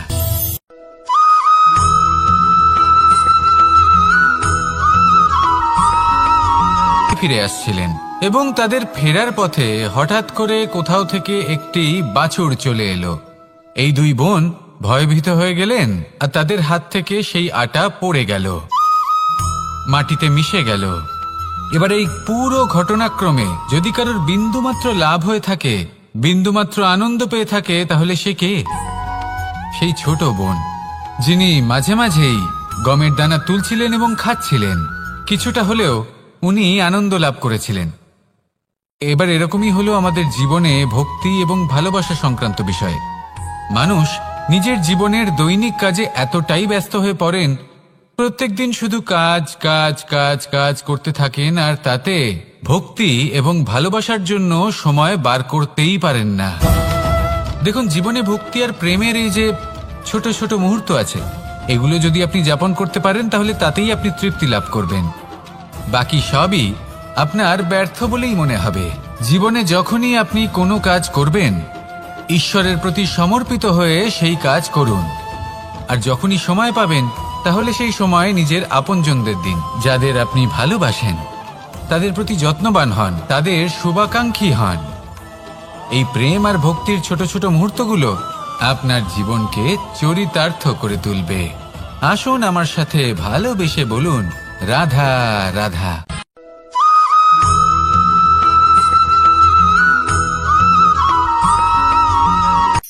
এই সংসারে সাফল্য লাভ করার জন্য জ্ঞানের প্রয়োজন হয়, পরিশ্রমের প্রয়োজন হয়, দৃঢ় নিষ্ঠার প্রয়োজন হয়, নিরন্তর চেষ্টা করা প্রয়োজনীয়। কিন্তু আরো কিছু আছে যা অত্যন্ত প্রয়োজনীয় এবং গুরুত্বপূর্ণ। তা হলো ভালো বন্ধু। তাদের থাকা অত্যন্ত প্রয়োজনীয়। যদি ভালো বন্ধু থাকে, তাহলে সময় এলে তারা ঢাল হয়ে আপনাকে সুরক্ষা করবেন। সময় এলে অস্ত্রের মতো শত্রুকে সংহারও করবেন। যদি তিনি জ্ঞানী হন, তাদের মধ্যে সদ্গুণ থাকে, তাহলে এই সব গুণ আপনার মধ্যেও প্রবেশ করবে। তাহলে সাফল্যের জন্য ভালো বন্ধু পাওয়া অত্যন্ত প্রয়োজনীয়। কিন্তু শুধু বন্ধু কেন, ভালো শত্রুও থাকা প্রয়োজনীয়। এবার আপনি ভাববেন, আমি কি বললাম? যদি আপনার জীবনেও ভালো অর্থাৎ শক্তিশালী শত্রু থাকে, তাহলে আপনিও শক্তিশালী হতে থাকবেন। এই শত্রু আপনাকে প্রেরিত করবে আরো বেশি শক্তিশালী হয়ে ওঠার। কখনো কোনো হরিণকে দেখুন, তীব্র গতিতে দৌড়তে থাকে। কেন তীব্র গতিতে দৌড়য়? এই কারণে নয় যে কোথাও তার জন্য মধুর ঘাস অপেক্ষা করে রয়েছে, না। সে এই কারণে তীব্র গতিতে দৌড়য় কারণ সেটা না করলে তার পেছনে একটি সিংহ আছে যে ওকে নিজের ভোজন করে ফেলবে। তাই জীবনে বিপদ, সংকট, এই সবকিছুও হলো অত্যন্ত গুরুত্বপূর্ণ।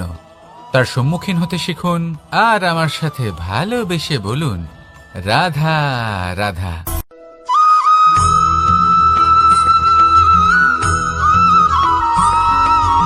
জীবনে অগ্রসর হওয়ার জন্য আমাদের কাকে প্রয়োজন হয়? মাতা পিতা, বন্ধু, প্রেম, সাহায্য, অর্থ, পরিশ্রম, আশা। ভিন্ন ভিন্ন মানুষ ভিন্ন ভিন্ন বিকল্প চয়ন করে। যদি আমি আপনাকে বলি, তাহলে জয় আর পরাজয়ের মন্ত্র দুটো শব্দের উপর নির্ভর করে, মেনে নেওয়া আর দৃঢ় হওয়া। যদি মেনে নেন, তাহলে হেরে যাবেন।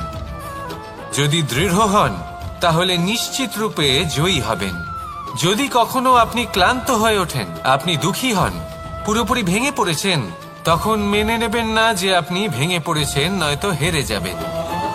তখন উল্টে স্থির করবেন যে যাই হয়ে যাক না কেন, আমি জয়ী হবই। আর আপনি দেখবেন যে জয় নিশ্চিত রূপে আপনার কাছেই আসবে।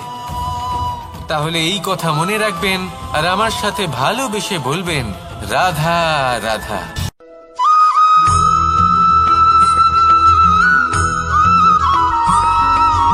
জীবনে যখন কোনো ব্যক্তি নিজের লক্ষ্য প্রাপ্তির জন্য নিরন্তর পরিশ্রম করতে থাকেন, চেষ্টা করতে থাকেন, তখন তিনি কষ্ট অনুভব করেন, কখনো শারীরিক কষ্ট, কখনো মানসিক কষ্ট। এবার উনি এটা ভাবতে থাকেন যে আমি কি উচিত করছি নাকি অনুচিত করছি। কারণ অন্যদিকে এমন একজন ব্যক্তিও আছেন যিনি একদমই পরিশ্রম চেষ্টা করছেন না। তিনি মদিরা পান করেন, বিলাসিতায় জীবন কাটান, অলস প্রকৃতির হয়ে ওঠেন, নিদ্রাতে বিলীন হয়ে থাকেন আর ভাবেন যে তিনি সুখ লাভ করছেন। কিন্তু এরকম কেন হয়? কারণ যখন আমরা সৎ পথে থাকি, উচিত পথে চলি, লক্ষ্য প্রাপ্ত করার জন্য চেষ্টা করতে থাকি, তখন আমাদের ভেতরে থাকা নেতিবাচক শক্তি এবং পাপ এই দেহকে ত্যাগ করে দেয়। আর এই অনুভূতিটাই আমাদের দুঃখের অনুভূতি দেয়, কষ্ট দেয়। এবার সেখানে যদি আমরা কুপথে চলি, অনুচিত পথে চলতে থাকি, তাহলে আমাদের ভেতরে থাকা পুণ্য এবং ধনাত্মক শক্তি আমাদের দেহ ত্যাগ করে দেয়। আর এই অনুভূতির কারণেই আমরা সুখ অনুভব করি। কিন্তু কখনো ভাববেন যে এই সুখ বেশি সময় পর্যন্ত থাকে না। সেই জন্য সবসময় মনে রাখবেন, যদি আপনি জানেন যে এটাই আপনার লক্ষ্য, এটাই উচিত পথ, শুভ পথ, তাতে নিরন্তরভাবে এগিয়ে যেতে চেষ্টা করতে থাকুন।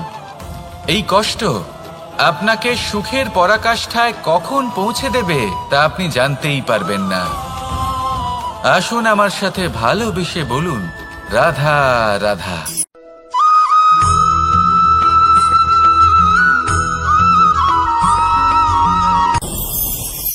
ভয়ের সাথে আমরা সবাই পরিচিত, কষ্টও আমরা সবাই পেয়েছি। কখনো কখনো আমরা অসুস্থ হয়ে পড়ি, আর এমন সময় হলে মাতার মমতা, কখনো বাবার স্নেহ, কখনো বন্ধুদের পাশে থাকার অনুভূতি আমাদের রোগ নিরাময়ে সাহায্য করে। কখনো যদি আমরা নিরাশ হয়ে পড়ি, তখন যদি আমাদের কোনো আপনজন আমাদের দুটো ভালো কথা বলে, তখন আমাদের মনোবল বেড়ে যায়। ঠিক তেমন সংসারের এই রঙ্গমঞ্চে যদি আপনি পীড়িত অনুভব করেন,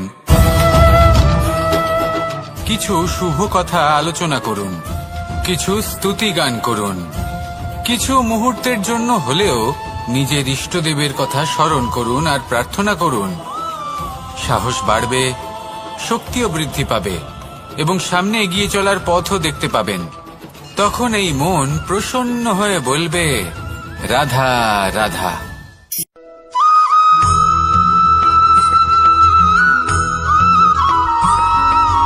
প্রত্যেক মানুষ যখন হিরে নিজের হাতে নেয়, তখন সবার আগে কি খোঁজে?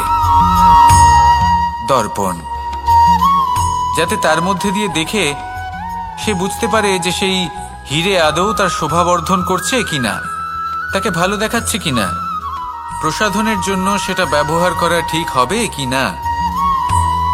অর্থাৎ হীরের উপস্থিতিতে দর্পণের গুরুত্ব কম হলো না, দর্পণের কারণে হীরের মূল্য বোঝা গেল। আমাদের জীবনেও ঠিক এরকমই ঘটে। আপনারা যদি সংসারে নিজের আশেপাশে দেখেন, এমন অনেক মানুষ দেখতে পাবেন যারা নিজেদের ক্ষেত্রে মহান স্থানে পৌঁছেছেন, নিপুণ এবং শ্রেষ্ঠ হয়েছেন। আর তাদের মধ্যে আপনার নিজের মনে হয় যেন আপনি হলেন দর্পণ। নিজেকে ছোট মনে করবেন না। আপনার মূল্য কম হচ্ছে না, আপনার নিজস্ব মূল্য আছে। আর যদি আপনার অস্তিত্ব না থাকে, তাহলে ওনাদের অস্তিত্বের মূল্য সংসার বুঝতেই পারবে না। জীবনে সবসময় চেষ্টা করবেন যাতে আপনি আরো বেশি শ্রেষ্ঠ হয়ে উঠতে পারেন। আপনি নিজে যে স্থানে আছেন সেটাকে ছোট মনে করবেন না, তারও নিজস্ব একটা মূল্য আছে। যদি আপনি হিরে হয়ে থাকেন তাহলে অহংকার করবেন না, যদি আপনি দর্পণ হয়ে থাকেন তাহলে নিজেকে ছোট মনে করবেন না। আসুন আর আমার সাথে ভালোবেসে বলুন, রাধা রাধা।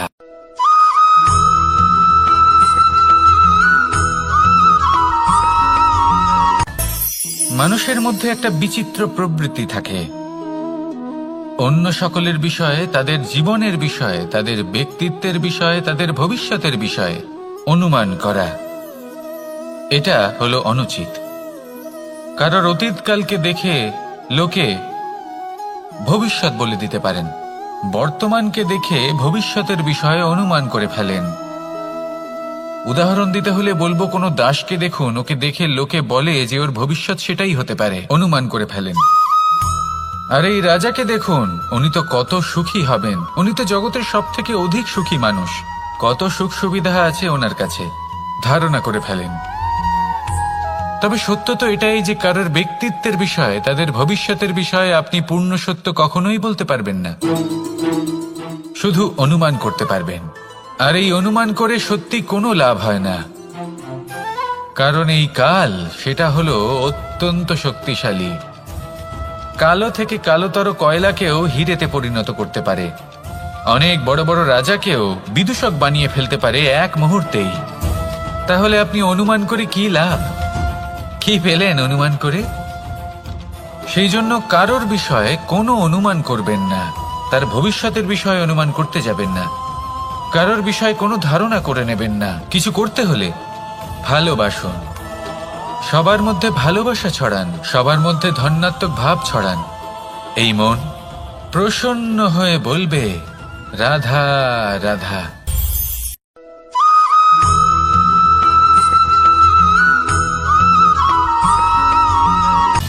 সময়, জীবন, কাল। দেখতে গেলে এই তিনটি সব ধানকে নষ্ট করে দেবে, কিন্তু নিজে জীবিত থাকবে। এটাই হলো আজকের শিক্ষা। এই সংসারে যদি আপনি নীতির পথে চলতে চান, উচিত কর্ম করতে চান, সংসারকে সেবা করতে চান, তাহলে জংলি ঘাসের মতো ব্যক্তিদের থেকে সবসময় দূরে থাকতে হবে। সেই ব্যক্তি যারা দুর্নীতি এবং মিথ্যা দ্বারা পরিপূর্ণ, যাদের ব্যবহার অশুভ, যাদের অনেক অশুভ গুণ রয়েছে, তারা সঠিক নয়। সেই সকল ব্যক্তি যাদের চরিত্র অত্যন্ত দুষ্ট হয়, তারা হয় শুভ চরিত্রের ব্যক্তিকে একদম নষ্ট করে দেয়, নয় নিজের মতো বানিয়ে তোলে। তাই যদি আপনি নীতির পথে চলতে চান, এই সংসারের জন্য শুভ কর্ম করতে চান, তাহলে সেই সঙ্গ লাভ করুন যে সঙ্গ জ্ঞানে পরিপূর্ণ, যাদের মধ্যে অনেক গুণ আছে, যাদের থেকে প্রতিদিন কিছু শিখতে পারবেন। এমন ব্যক্তির সাথে জীবন অতিবাহিত করুন, দুরাচারীদের থেকে দূরে থাকুন। তবেই এই মন প্রসন্ন হয়ে বলবে, রাধা রাধা।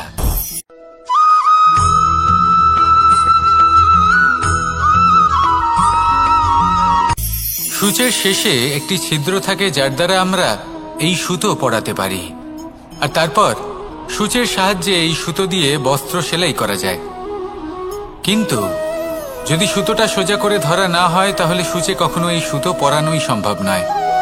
যদি এতে কোনো গিঁট পড়ে, তখন তা কখনোই এই ছিদ্র দ্বারা প্রবেশ করা সম্ভব নয়। ঠিক এইভাবেই যদি আপনি কারোর জীবনে প্রবেশ করতে চান, কারোর অন্তরে প্রবেশ করতে চান, তাহলে আপনাকেও সহজ থাকতে হবে।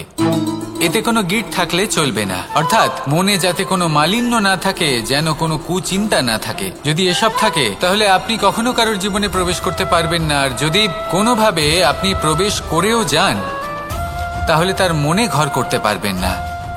নিজেকে এই সুতোর মতন করে তুলুন, সহজ। মনে যেন কোনো কুচিন্তা না থাকে, সবার প্রতি যেন সদ্ভাবনা থাকে, শুভ চিন্তা থাকে। এমনটা করতে থাকুন। এমন একটা দিন আসবে যেদিন এই সমস্ত সংসারের ব্যক্তির মনে আপনি বাস করবেন, আর তখন এই মন প্রসন্ন হয়ে বলবে, রাধা রাধা।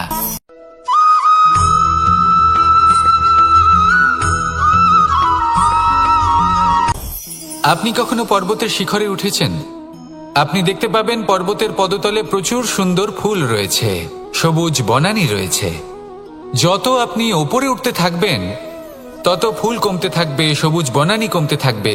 আরো কিছুটা ওপরে উঠলে কাঁটা জাতীয় গাছ দেখতে পাবেন, শুকনো গাছ দেখতে পাবেন।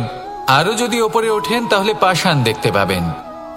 আরো ওপরে উঠলে হিমখণ্ড দেখতে পাবেন।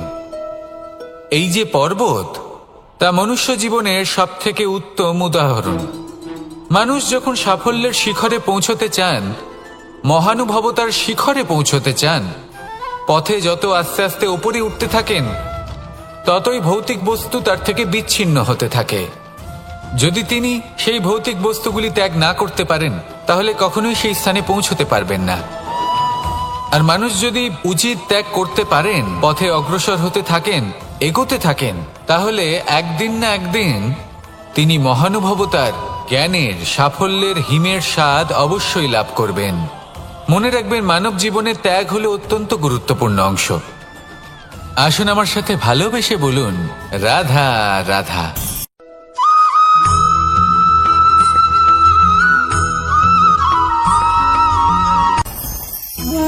ভোজন। এবার ভোজন সংগ্রহ করার জন্য মানুষ কি না করেন, সবসময় চেষ্টা করতে থাকেন। ফসল উৎপাদনের জন্য অনেক পরিশ্রম করতে থাকেন, কিন্তু অনেক সময় অনেক পরিশ্রম করার পরেও ফসল ভালো উৎপাদন হয় না। এর কারণ কি? কারণ হলো এটাই যে আপনি পরিশ্রম হয়তো অনেক করেছেন, কিন্তু আপনার নজর তো সেই বীজের দিকে ছিলই না যা আপনি রোপণ করেছেন। সেই জন্য সবসময় কোনো বীজ রোপণ করার আগে তাকে পরখ করে দেখুন, তা অত্যন্ত আবশ্যক। আর সেইভাবেই যখনই কোনো কর্মের প্রশ্ন আসে, তাহলে সেখানে শুধুমাত্র পরিশ্রম যথেষ্ট নয়। সেই কাজের প্রতি আপনার কর্তব্য কি, আপনার উদ্দেশ্য কি, সেটা জানা হলো অত্যন্ত গুরুত্বপূর্ণ। তাই কর্ম করুন, কিন্তু সেই কর্মের প্রতি আপনার যা উদ্দেশ্য তার মাহাত্ম্য বুঝতে চেষ্টা করুন। তাহলে আসুন আমার সাথে ভালোবেসে বলুন, রাধা রাধা।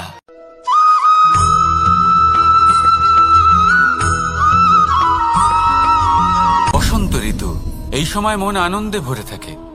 এমন মনে হয় যেন আমরা আকাশে বিচরণ করতে চলে যাই, কিন্তু সেটা তো সম্ভব নয়।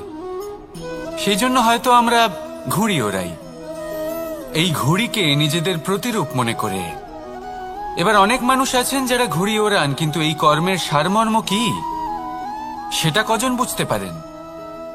আপনি এটা মনে করুন যে আপনি হলেন সেই ঘুড়ি, আর এই সুতো যিনি ধরে রয়েছেন তিনি হলেন পরমাত্মা।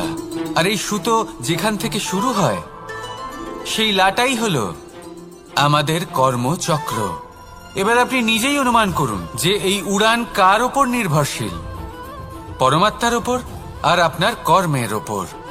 যদি পরমাত্মা আপনার হাত ধরে থাকেন, আপনার সাথে থাকেন, যদি আপনি শুভ কর্ম করতে থাকেন, আপনি এই আকাশে উড়তে থাকবেন। কিন্তু কোথাও যদি পরমাত্মার সাথে এই বন্ধন ছিন্ন হয়, আপনার কর্মচক্র খারাপ হয়ে যায় বা থেমে যায়, তাহলে আপনার এই ঘুড়ি কেটে যাবে আর দূরে কোনো গাছের ডালে গিয়ে আটকে যাবে।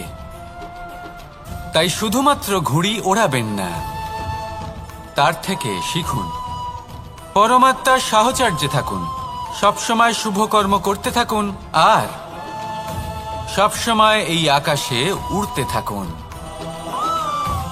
আসুন আর আমার সাথে ভালোবেসে বলুন, রাধা।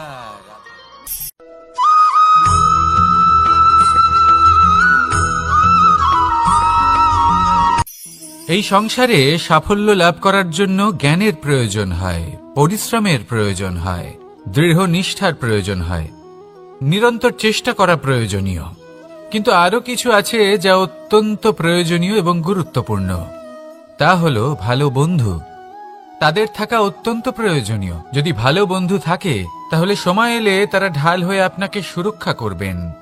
সময় এলে অস্ত্রের মতো শত্রুকে সংহারও করবেন। যদি তিনি জ্ঞানী হন, তাদের মধ্যে সদ্গুণ থাকে, তাহলে এই সব গুণ আপনার মধ্যেও প্রবেশ করবে। তাহলে সাফল্যের জন্য ভালো বন্ধু পাওয়া অত্যন্ত প্রয়োজনীয়। কিন্তু শুধু বন্ধু কেন, ভালো শত্রুও থাকা প্রয়োজনীয়। এবার আপনি ভাববেন, এ আমি কি বললাম?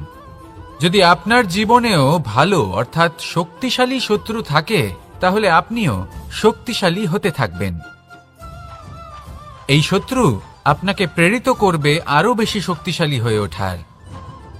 কখনো কোনো হরিণকে দেখুন, তীব্র গতিতে দৌড়তে থাকে। কেন তীব্র গতিতে দৌড়য়? এই কারণে নয় যে কোথাও তার জন্য মধুর ঘাস অপেক্ষা করে রয়েছে, না। সে এই কারণে তীব্র গতিতে দৌড়য় কারণ সেটা না করলে তার পেছনে একটি সিংহ আছে যে ওকে নিজের ভোজন করে ফেলবে। তাই জীবনে বিপদ, সংকট, এই সবকিছুও হলো অত্যন্ত গুরুত্বপূর্ণ। তার সম্মুখীন হতে শিখুন আর আমার সাথে ভালোবেসে বলুন, রাধা রাধা।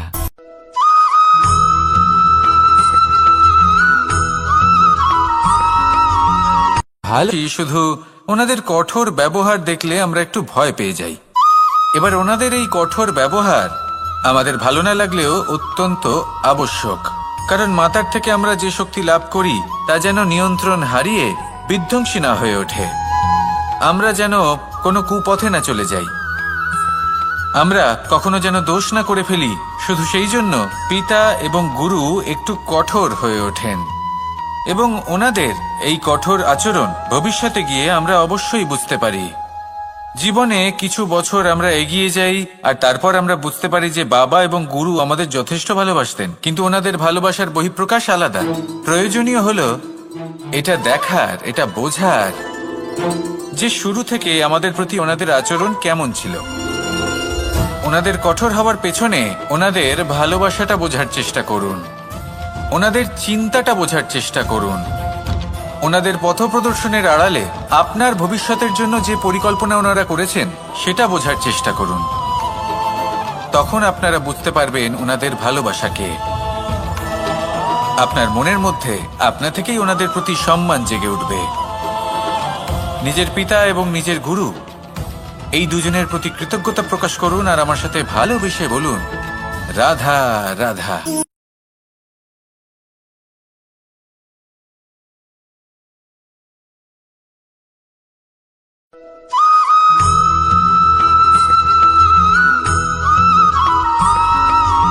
কথায় আছে, প্রত্যেক পুত্র তার পিতার প্রতিচ্ছবি হয়, আর সমস্ত প্রতিচ্ছবি চায় যেন সে তার অস্তিত্ব প্রাপ্ত করতে পারে।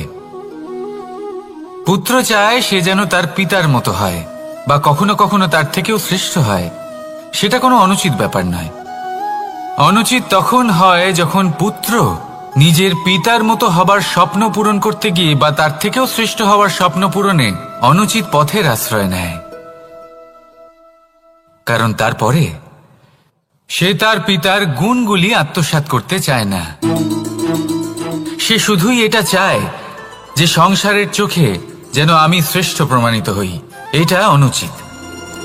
সংসারে এমন অনেক মানুষ আছেন যারা এই কারণে শ্রেষ্ঠ হওয়ার চেষ্টা করেন যাতে তার পরিবারের, তার পিতার সম্মান বৃদ্ধি পায়।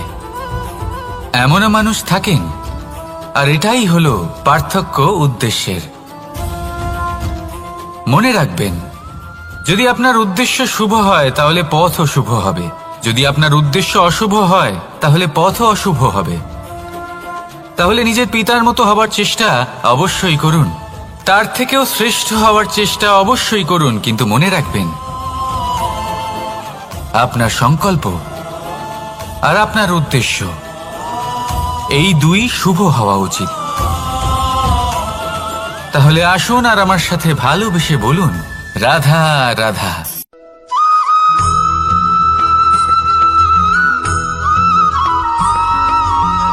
আপনি কখনো কোনো বাজকে নিজের বাসা বানাতে দেখেছেন? এই বাজ যখনই কোনো বাসা বানায় তখন তাদের ঠোঁটে খাবার পরিবেশন করে, কিন্তু যেই সেই সন্তানেরা হৃষ্টপুষ্ট হয়ে যায় এবং সেই কথা বাজ নিজে বুঝতে পেরে যায়, সেই বাজ নিজেই সেই বাসা ছিন্ন ভিন্ন করে দেয়। সেই সন্তান যাদের সবেমাত্র ডানা গজিয়েছে, কিভাবে উড়তে হয় তারা জানে না, সেই সন্তান তাদের ডানা ঝাপটাতে থাকে, আর সেই প্রক্রিয়াতেই সেই সন্তানগুলি উড়তে শুরু করে দেয়। এবার এই ঘটনায় আমরা কি শিক্ষা পেতে পারি? এটাই, যদি আপনি মাতা পিতা হন তাহলে নিজের সন্তানকে অবশ্যই স্নেহ করুন, কিন্তু তাদেরকে নিজের আঁচলের তলায় বেঁধে রাখবেন না। যদি আপনি চান আপনার সন্তান জীবনে উন্নতি করুক, তাহলে নিজের মুঠো থেকে তাদের স্বতন্ত্র করে দিন, এই সংসারে সংঘর্ষ করতে দিন। সেই সন্তান নিজেই বুঝতে পারবে যে জন্মের সময় পাওয়া ডানা কি করে ব্যবহার করতে হয়, আর আপনার চোখের সামনে আপনার সন্তান এই আকাশে উড়তে থাকবে। তাহলে আসুন আমার সাথে ভালোবেসে বলুন, রাধা রাধা।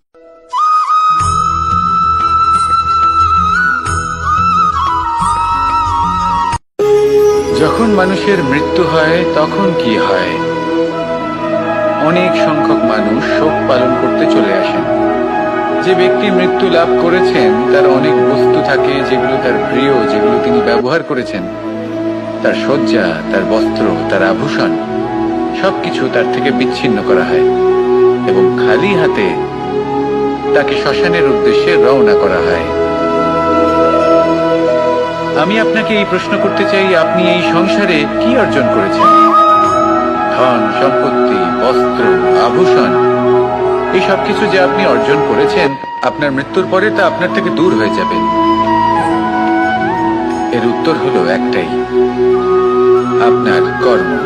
শুধু সেটাই আছে যা একান্ত আপনার, আর শুধু সেটাই এই সংসার থেকে চলে যাওয়ার পরেও সংসারেই জীবিত থাকবে। যদি আপনি দুষ্কর্ম করেন তাহলে এই সংসার আপনাকে একটি অনুচিত উদাহরণ হিসেবে মনে রাখবে যে এই ব্যক্তি খুব পাপী ছিল, অনুচিত কর্ম করতেন। যে পথে তিনি চলেছেন সেই পথে কারোর চলা উচিত নয়। সেখানেই যদি আপনি সৎকর্ম করেন তাহলে সংসার চিরকাল এটাই বলবে যে খুব ভালো মানুষ ছিলেন, সবাইকে ভালোবাসতেন, সবাইকে সাহায্য করতেন, আমার খুব প্রিয় মানুষ ছিলেন। এটাই হলো শ্রেষ্ঠ কর্ম। সেই জন্য জীবনে শুধুমাত্র ধন সম্পত্তি, আভূষণ এই সব অর্জন করতে গিয়ে নিজের মনোনিবেশ করবেন না। শ্রেষ্ঠ কর্ম করুন। সংসার থেকে চলে যাওয়ার পরেও এই কর্মই এই সংসারে আপনাকে জীবিত রাখবে। আসুন আমার সাথে ভালোবেসে বলুন, রাধা রাধা।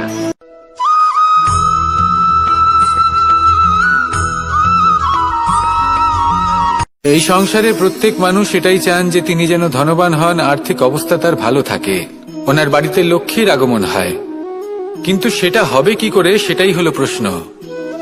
কেউ বলেন যে যদি পরিশ্রম করো তাহলে ধন অর্জন সম্ভব, কেউ বলেন যে যদি বিদ্যা লাভ হয় তবেই ধন অর্জন সম্ভব, কেউ বলেন যে যদি বলশালী হও তবেই সম্পন্ন থাকবে। ভালো কথা, যদি তাই হয়ে থাকে তবে দিনমজুর সারা দিন পরিশ্রম করেন, তিনি কেন ধনী হন না? অনেকজন বিদ্বান মানুষ আছেন এই সংসারে, তারা কেন ধনবান হন না? অনেক সংখ্যক বলশালী ব্যক্তি আছেন, তাদের কাছে ধন নেই কেন? তাদের কেন ধনের অভাব হয়? আবার এমনও কিছু মানুষ আছেন যারা পরিশ্রম করেন, তারা দিনমজুর, কিন্তু তারা ধন অর্জন করতে পারেন। কিছু বিদ্বান ব্যক্তি আছেন যাদের কাছে অধিক মাত্রায় ধন রয়েছে, কয়েকজন বলশালী ব্যক্তি রয়েছেন যাদের কাছে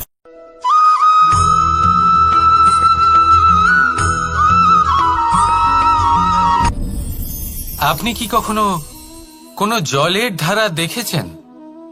তার সামনে যতই মাটি থাকুক না কেন, যতই কাদা থাকুক না কেন, যখন এই জলের ধারা বইতে আরম্ভ করে দেয়, তাহলে নিজের মনের, নিজের ভাবনার, নিজের জীবনের যত অনাবশ্যক তত্ত্ব আছে, অনুপযোগী অংশ রয়েছে, অর্থাৎ অপরিষ্কার অংশ রয়েছে, তা নিজে থেকেই নির্মল হয়ে উঠবে।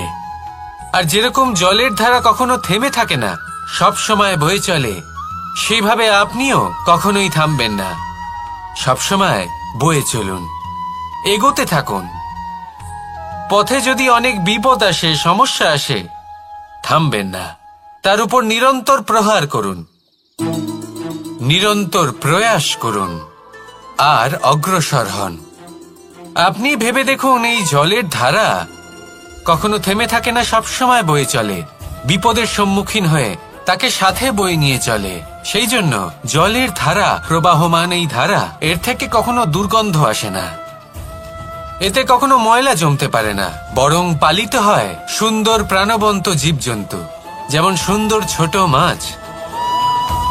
তাই আপনিও এটাই করুন, কখনো থামবেন না, শুধু চলতে থাকুন, জলের ধারার মতো বইতে থাকুন।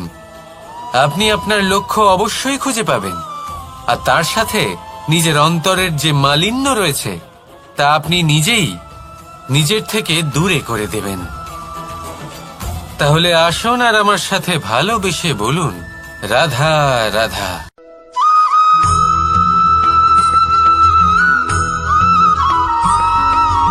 ফিরে আসছিলেন এবং তাদের ফেরার পথে হঠাৎ করে কোথাও থেকে একটি বাছুর চলে এলো। এই দুই বোন ভয়ভীত হয়ে গেলেন আর তাদের হাত থেকে সেই আটা পড়ে গেল, মাটিতে মিশে গেল। এবার এই পুরো ঘটনাক্রমে যদি কারোর বিন্দুমাত্র লাভ হয়ে থাকে, বিন্দুমাত্র আনন্দ পেয়ে থাকে, তাহলে সে কে? সেই ছোট বোন, যিনি মাঝে মাঝেই গমের দানা তুলছিলেন এবং খাচ্ছিলেন। কিছুটা হলেও উনি আনন্দ লাভ করেছিলেন। এবার এরকমই হলো আমাদের জীবনে ভক্তি এবং ভালোবাসা সংক্রান্ত বিষয়। মানুষ নিজের জীবনের দৈনিক কাজে এতটাই ব্যস্ত হয়ে পড়েন, প্রত্যেকদিন শুধু কাজ কাজ কাজ কাজ করতে থাকেন, আর তাতে ভক্তি এবং ভালোবাসার জন্য সময় বার করতেই পারেন না। দেখুন, জীবনে ভক্তি আর প্রেমের এই যে ছোট ছোট মুহূর্ত আছে, এগুলো যদি আপনি যাপন করতে পারেন তাহলে তাতেই আপনি তৃপ্তি লাভ করবেন। বাকি সবই আপনার ব্যর্থ বলেই মনে হবে। জীবনে যখনই আপনি কোনো কাজ করবেন, ঈশ্বরের প্রতি সমর্পিত হয়ে সেই কাজ করুন। আর যখনই সময় পাবেন, তাহলে সেই সময় নিজের আপনজনদের দিন। যাদের আপনি ভালোবাসেন তাদের প্রতি যত্নবান হন, তাদের শুভাকাঙ্ক্ষী হন। এই প্রেম আর ভক্তির ছোট ছোট মুহূর্তগুলো আপনার জীবনকে চরিতার্থ করে তুলবে। আসুন আমার সাথে ভালোবেসে বলুন, রাধা রাধা।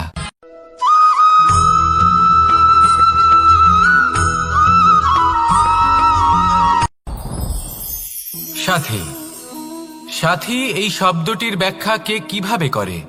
মিত্র, সখা, বন্ধু। কিন্তু অর্থ একটাই, তিনি যিনি আপনার সঙ্গী হন আর তিনি যার সাথী আপনি হন। এবার সব থেকে বড় প্রশ্ন হলো এটাই যে তিনি কে হতে পারেন যাকে আপনি আপনার সাথী বলে মেনে নিতে পারেন, নিজের সখা, নিজের মিত্র, নিজের বন্ধু মেনে নিতে পারেন। আপনার সাথী হলেন তিনি যিনি দুঃখের সময় আপনার পাশে থাকবেন, আপনার হাত ধরে থাকবেন। আপনার সাথী হলেন তিনি যার হাত আপনি নিজের সুখের দিনে ধরে থাকবেন। সেই সাথীরই হাত ধরুন যিনি দুঃখে সবসময় আপনাকে সাহায্য করার জন্য তৎপর হয়ে থাকেন, আপনার পাশে থাকেন, আর যাকে সুখের দিনে আপনি আপনার সাথে রাখতে পারেন। আর যখন আপনার সাথে আপনার এই সাথী থাকবে, তখন আপনি এটা বুঝবেন যে যখন জীবনে দুঃখ আসে, তখন এই দুঃখ কমে যায়, সবার মধ্যে ভাগ হয়ে যায়। আর যদি তখন সুখ আসে, তাহলে সেটা সবার উপস্থিতিতে আরো বেড়ে যায়। এটাই হলো প্রেম, এটাই হলো ভালোবাসা, এটাই হলো সঙ্গ। যেমন সম্পর্ক আমার আর রাধার মাঝে। তাহলে আসুন আর আমার সাথে ভালোবেসে বলুন, রাধা রাধা।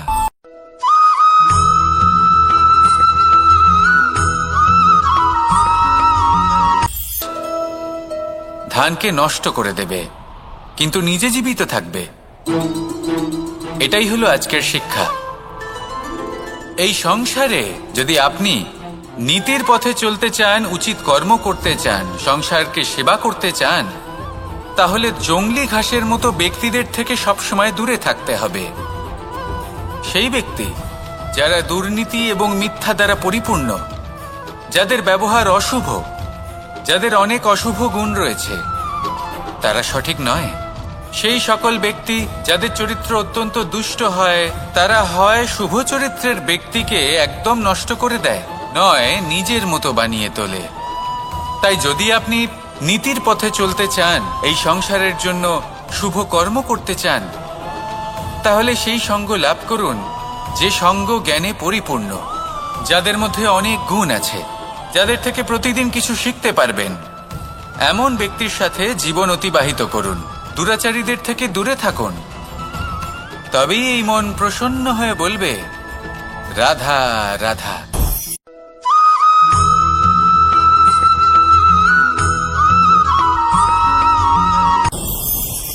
ভয়ের সাথে আমরা সবাই পরিচিত, কষ্টও আমরা সবাই পেয়েছি। কখনো কখনো আমরা অসুস্থ হয়ে পড়ি, আর এমন সময় হলে মাতার মমতা, কখনো বাবার স্নেহ, কখনো বন্ধুদের পাশে থাকার অনুভূতি আমাদের রোগ নিরাময়ে সাহায্য করে। কখনো যদি আমরা নিরাশ হয়ে পড়ি, তখন যদি আমাদের কোনো আপনজন আমাদের দুটো ভালো কথা বলে, তখন আমাদের মনোবল বেড়ে যায়। ঠিক তেমন সংসারের এই রঙ্গমঞ্চে যদি আপনি পীড়িত অনুভব করেন, কিছু শুভ কথা আলোচনা করুন। কিছু স্তুতি গান করুন। কিছু মুহূর্তের জন্য হলেও নিজের ইষ্টদেবের কথা স্মরণ করুন আর প্রার্থনা করুন। সাহস বাড়বে, শক্তিও বৃদ্ধি পাবে এবং সামনে এগিয়ে চলার পথও দেখতে পাবেন। তখন এই মন প্রসন্ন হয়ে বলবে, রাধা রাধা।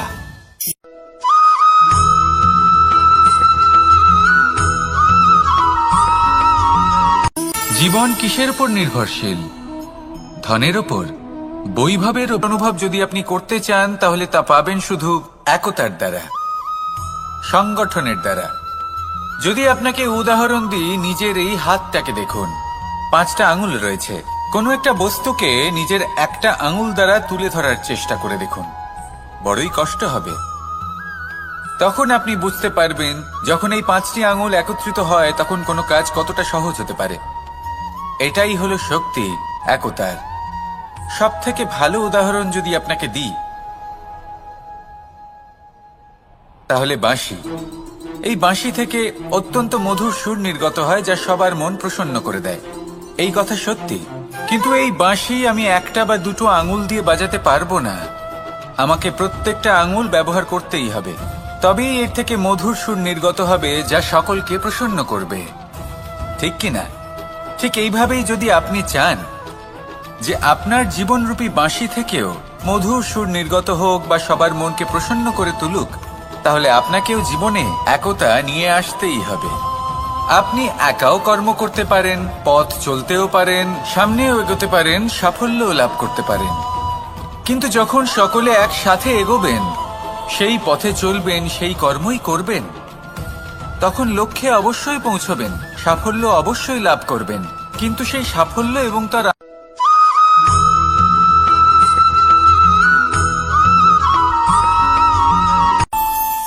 আমাদের মনে যখন কোনো প্রশ্ন ওঠে, কোনো দ্বন্দ্ব জাগে, তখন আমরা যাই আমাদের গুরুর কাছে, আমাদের আরাধ্যের কাছে গিয়ে জিজ্ঞেস করি।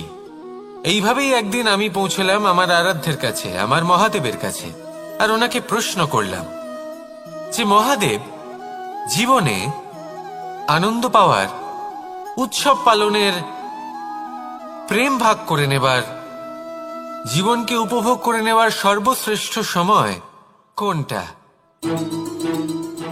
মহাদেব হাসলেন আর উনি বললেন, জীবনে উৎসব পালনের সব থেকে শ্রেষ্ঠ দিন হল মৃত্যুর ঠিক আগের দিনটা। প্রেম ভাগ করে নেওয়ার সব থেকে শ্রেষ্ঠ মুহূর্ত হল মৃত্যুর ঠিক আগের মুহূর্ত। জীবনকে উপভোগ করে নেওয়ার সর্বশ্রেষ্ঠ প্রহর হল মৃত্যুর 1 প্রহর পূর্বে। তখন আমি চমকে গেলাম।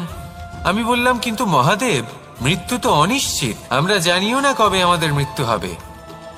মহাদেব আবার হাসলেন।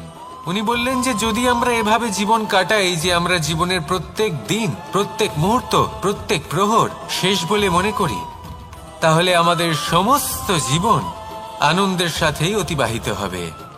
কি বলেন?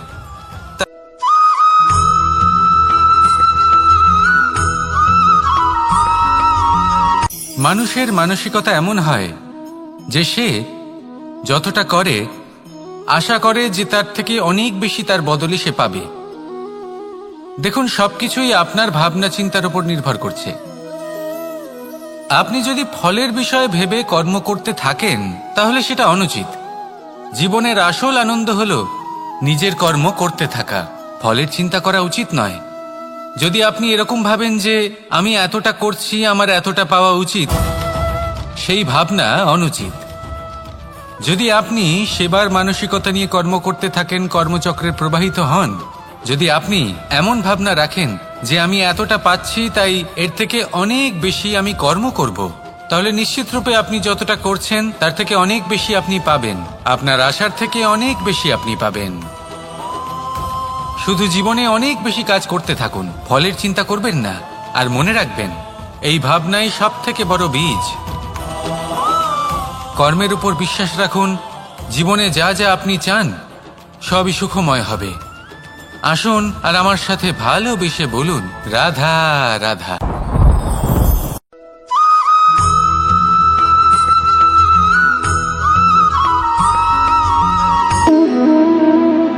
সম্পর্ক হলো আমাদের জীবনের একটি আধার।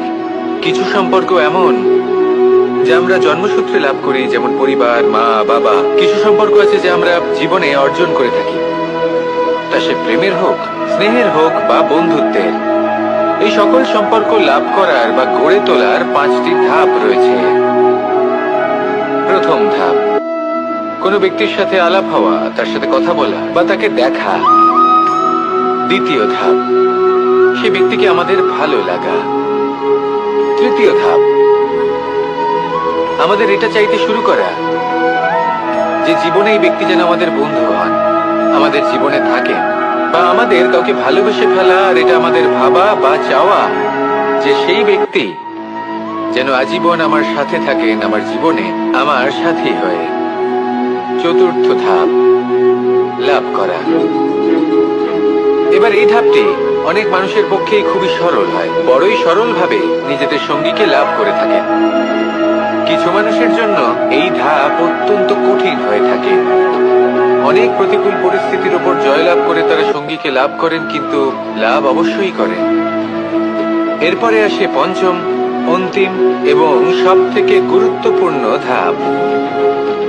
সেটা হলো সেই সম্পর্ক পালন করা।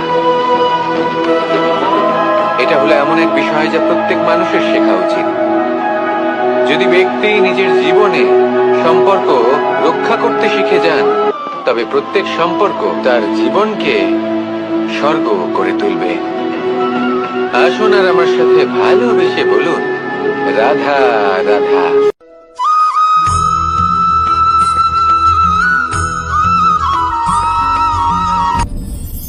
আপনি কি কখনো কোনো জলের ধারা দেখেছেন?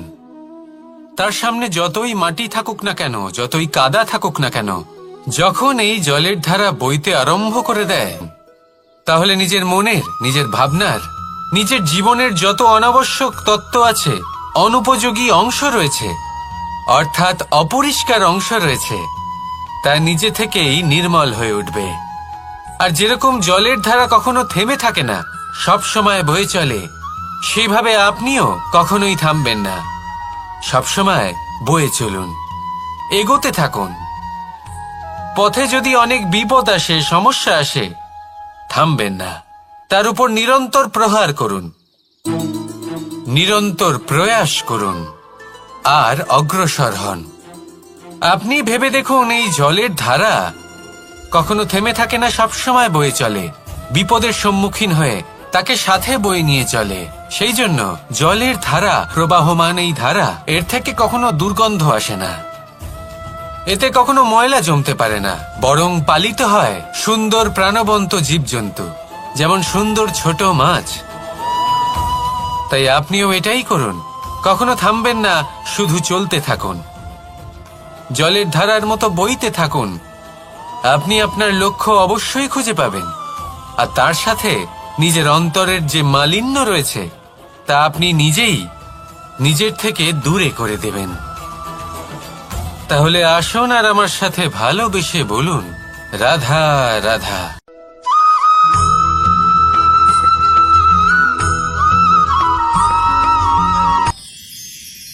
মানুষ তার জীবনে দুই ধরনের পরিস্থিতিকে খুব ভয় পায়। এক, কোনো কারণবশত কারোর সামনে নত হওয়া। দুই, কোনো কারণে নিজের চরিত্র থেকে, নিজের মূল্যবোধ থেকে বিচ্যুত হওয়া। এবার কেন হয় এরকম যে কথায় কথায় কারোর সামনে নত হতে হয়? কেন বারংবার নিজের চরিত্র থেকে চ্যুত হতে হয়? এরকম কেন হয়? এটা তখনই হয় যখন আমাদের শিক্ষা এবং মূল্যবোধের অভাব থাকে। যদি মানুষের মধ্যে প্রকৃত শিক্ষা থাকে, তাহলে এই সংসারে কোনো সময় এবং কারোর সামনেই নত হওয়ার কোনো প্রয়োজন নেই। যদি মানুষের মধ্যে মূল্যবোধ থাকে, তাহলে তাকে নিজের মূল্যবোধ বা চরিত্র থেকে বিচ্যুত হতে হয় না, তা সে যাই হয়ে যাক না কেন।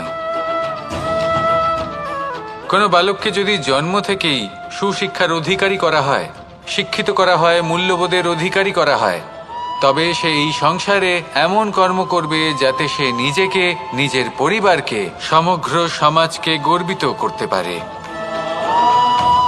শিক্ষা লাভ করুন, মূল্যবোধ লাভ করুন, এবং আমার সাথে ভালোবেসে বলুন, রাধা রাধা।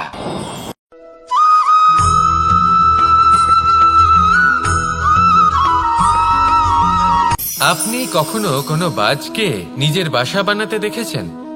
এই বাজ যখনই কোনো বাসা বানায় তখন উঁচু গাছের ডালে বা কোনো পর্বতের শিখরে বাসা বানায়, অনেক উচ্চতায়, আর সেখানে তার সন্তানও জন্মগ্রহণ করে। যখন এই সন্তানেরা জন্মায় তখন এই বাজ খুবই ভালোবেসে এবং খুব সাবধানে এদের পালন পোষণ করে। নিজের ঠোঁট দিয়ে তাদের ঠোঁটে খাবার পরিবেশন করে। কিন্তু যেই সেই সন্তানেরা হৃষ্টপুষ্ট হয়ে যায় এবং সেই কথা বাজ নিজে বুঝতে পেরে যায়, সেই বাজ নিজেই সেই বাসা ছিন্ন ভিন্ন করে দেয়। সেই সন্তান যাদের সবেমাত্র ডানা গজিয়েছে, কিভাবে উড়তে হয় তারা জানে না, সেই সন্তানগুলিকে উচ্চতা থেকে ঠেলে দেয়। সেই সন্তান প্রথমে ভয়ভীত হয়ে যায়। তারা সামনে মৃত্যুকে দেখতে পেয়ে ভয়ের কারণে তাদের ডানা ঝাপটাতে থাকে, আর সেই প্রক্রিয়াতেই সেই সন্তানগুলি উড়তে শুরু করে দেয়।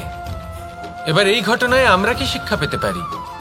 এটাই, যদি আপনি মাতা পিতা হন তাহলে নিজের সন্তানকে অবশ্যই স্নেহ করুন, কিন্তু তাদেরকে নিজের আঁচলের তলায় বেঁধে রাখবেন না। যদি আপনি চান আপনার সন্তান জীবনে উন্নতি করুক, তাহলে নিজের মুঠো থেকে তাদের স্বতন্ত্র করে দিন, এই সংসারে সংঘর্ষ করতে দিন। সেই সন্তান নিজেই বুঝতে পারবে যে জন্মের সময় পাওয়া ডানা কি করে ব্যবহার করতে হয়, আর আপনার চোখের সামনে আপনার সন্তান এই আকাশে উড়তে থাকবে। তাহলে আসুন আমার সাথে ভালোবেসে বলুন, রাধা রাধা।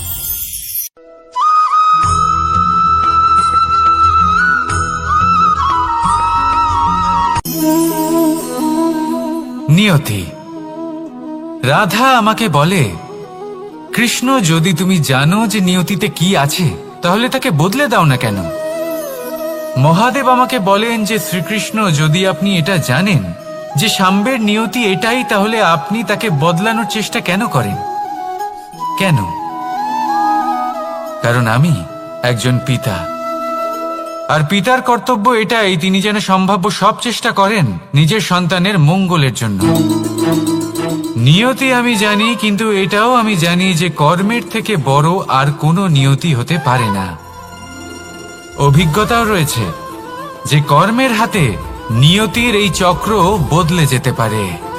তাই জীবনে যদি আপনার কখনো এমন মনে হয় যে এটা তো অসম্ভব, তখনও চেষ্টা করা কখনোই ছাড়বেন না। কে বলতে পারে আপনারই কর্মের কোনো এক বীজ হয়তো নিয়তির চাকায় আটকে গেল আর নিয়তিকে নিজের পথ পাল্টাতে হলো, ঠিক কি না? সেই জন্য নিয়তিকে ভাগ্য মেনে নিয়ে চুপ করে বসে থাকবেন না। নিজের নিয়তি স্বয়ং নিজের কর্মের দ্বারা নির্ধারিত করুন, কারণ আপনার এই কর্মের ওপরেই আপনার অধিকার রয়েছে, আর এই অধিকারকে নিয়তি অনেক সময় সম্মানও করে। তাহলে আসুন আর আমার সাথে ভালোবেসে বলুন, রাধা রাধা।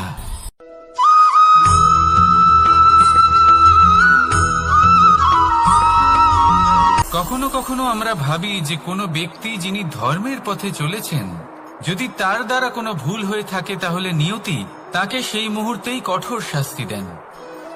কিন্তু সেই সব মানুষ যারা সংসারের সবথেকে বড় অধর্মী, বহু নিকৃষ্ট মানের কাজ করেন, তাদের নিয়তি অনেক সুযোগ দেন।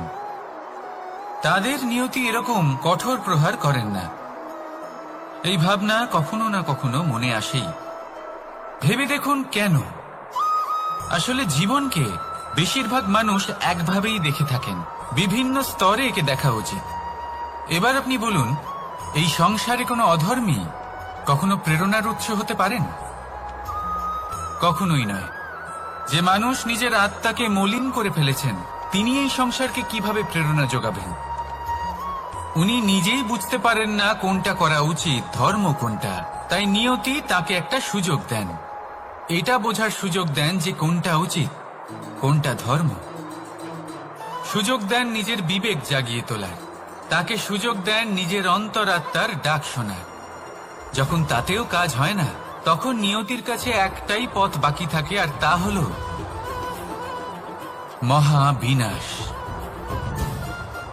মহাবিনাশ হয়তো দেরিতেই আসতে পারে, কিন্তু তা অবশ্যই আসবে। আর যখন মহাবিনাশ আসে, তখন মহাবিনাশের যন্ত্রণা সমগ্র মানব জীবনের যন্ত্রণার থেকে অনেক বেশি হয়। এই কথাটা সবসময় মনে রাখবেন। আর অন্যদিকে যে মানুষ ধর্মের পথে চলছেন, তার দ্বারা যদি কোনো ভুল হয়ে থাকে, তখন নিয়তি তার পরীক্ষা নেন। কিছুক্ষণের জন্য মানুষের মনে হতে পারে নিয়তি তাকে কঠোর শাস্তি দিয়েছেন।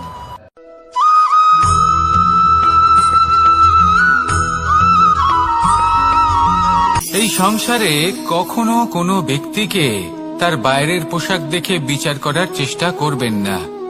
এটা খুব বড় ভুল করবেন। যেমন আমরা জীবনে অনেক সময় এমন করি। ধরুন কোথাও একটা গাছ দেখলাম, খুব বিশাল আকারের একটা গাছ, যেটা মাটির থেকে অনেক উঁচুতে পৌঁছে গেছে, যার বিশাল শাখা আছে। সেগুলো দেখে আমরা ভাবি যে এই গাছে হয়তো কত সুস্বাদু ফল আছে। আমরা সেই গাছের পরিচর্যা করতে থাকি। আবার অন্যদিকে হলো একটি তৃণ, যেটা মাটি থেকে কিছুটা উঁচুতে পৌঁছেছে, কিন্তু সেই তৃণর নিচে, মাটির নিচে অত্যন্ত সুস্বাদু ফল বা সবজি জন্ম নেয়, যা আমাদের স্বাস্থ্যের পক্ষে অত্যন্ত উপকারী। সেই জন্য কখনো আবরণ দেখে কাউকে বিচার করতে চেষ্টা করবেন না। তার বদলে এটা বোঝার চেষ্টা করুন যে আপনার সামনে যে ব্যক্তি আছে বা বস্তু আছে, তার বিশেষত্ব কি। যদি এই বিশেষত্ব বোঝার ক্ষমতা আপনি অর্জন করেন, যদি এই শিল্প আপনি নিজের ভেতরে জাগ্রত করেন, তাহলে এই সংসারে বিশেষত্ব কি সেটা আপনি জানতে পারবেন। আর এই সমস্ত খেলা দৃষ্টি থেকে নয়, দৃষ্টিভঙ্গি থেকে জন্ম নেয়। দৃষ্টিভঙ্গি সবসময় শুভ রাখুন, আর আমার সাথে ভালোবেসে বলুন, রাধা রাধা।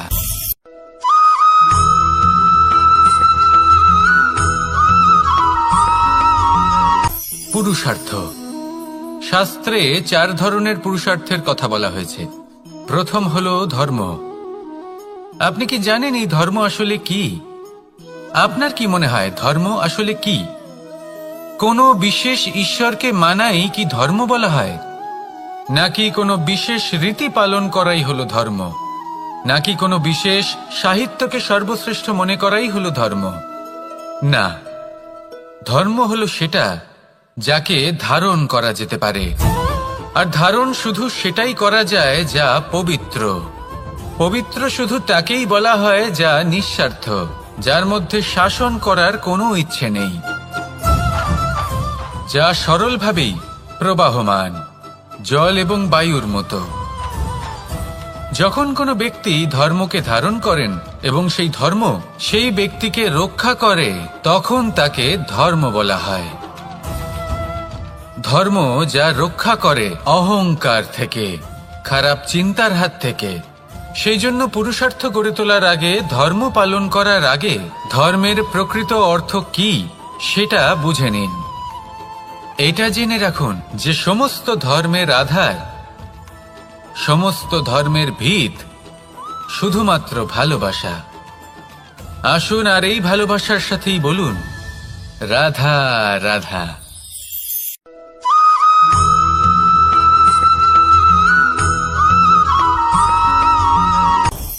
আপনি কখনো পর্বতের শিখরে উঠেছেন?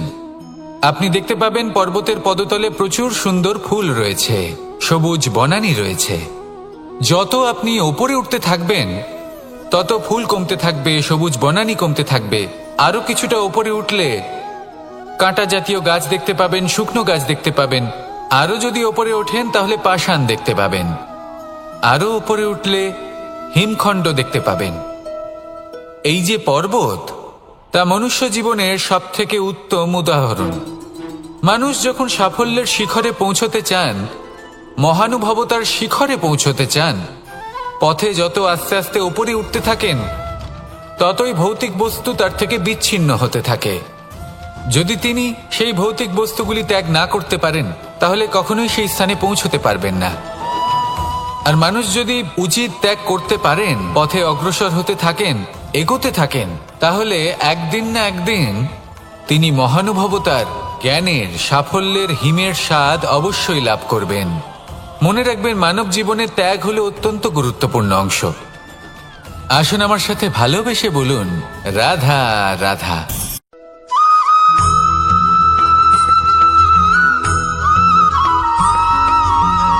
কেউ বলে জীবন খুব ক্ষণস্থায়ী, কেউ বলে জীবন হলো একটা সুন্দর স্বপ্নের মতো, আবার কেউ বলবে জীবন হলো এক কঠোর সত্য। কিন্তু জীবন আসলে কি?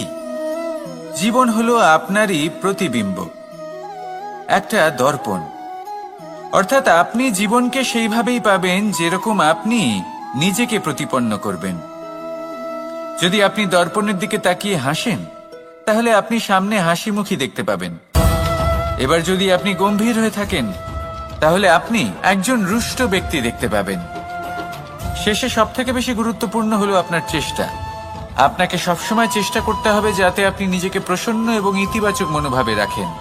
এটা হলো আপনারই উত্তরদায়িত্ব, তাকে পালন করুন। এই মনকে প্রসন্ন রাখুন, এই সংসারকে সুন্দর বলে মনে হবে। আর এই মন প্রসন্ন হয়ে বলবে, রাধা রাধা।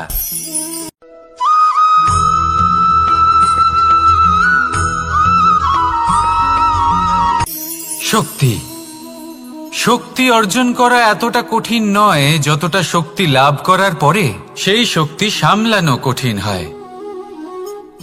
কারণ যেই মানুষ শক্তি লাভ করে তার মনে গর্ববোধ জন্মায়, জন্মায় অহংকার, জন্মায় জেদ। তাই শক্তি প্রাপ্ত করার সাথে বিনম্র থাকাও অত্যন্ত আবশ্যক। আর এটা আমাদের শেখা উচিত বৃক্ষের থেকে। বৃক্ষ যা আমাদের ফল দেয়, বৃক্ষ যা যত ফল দেয় ততটাই ঝুঁকে যায়। আমরা পাথর মারি ওই বৃক্ষের থেকে ফল প্রাপ্ত করার জন্য। সেই পাথরের মার সহ্য করেও বৃক্ষ আমাদের ফল দেয়।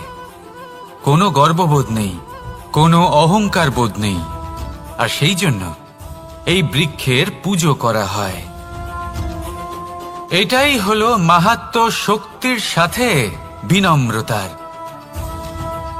যদি এই শক্তি সৃজন করে থাকে, সাহায্য করে থাকে, সম্বল হয়ে থাকে, তবেই সেই শক্তি উপযুক্ত। আর নয়তো সেই শক্তি একদিন আপনাকে আসক্ত অবশ্যই করবে। তাহলে শক্তি অবশ্যই অর্জন করুন, কিন্তু তার সাথে সেই শক্তি সামলানোর মতো বিবেকও আপনাকে অবশ্যই জাগ্রত করতে হবে। তাহলে আসুন আমার সাথে ভালোবেসে বলুন, রাধা রাধা।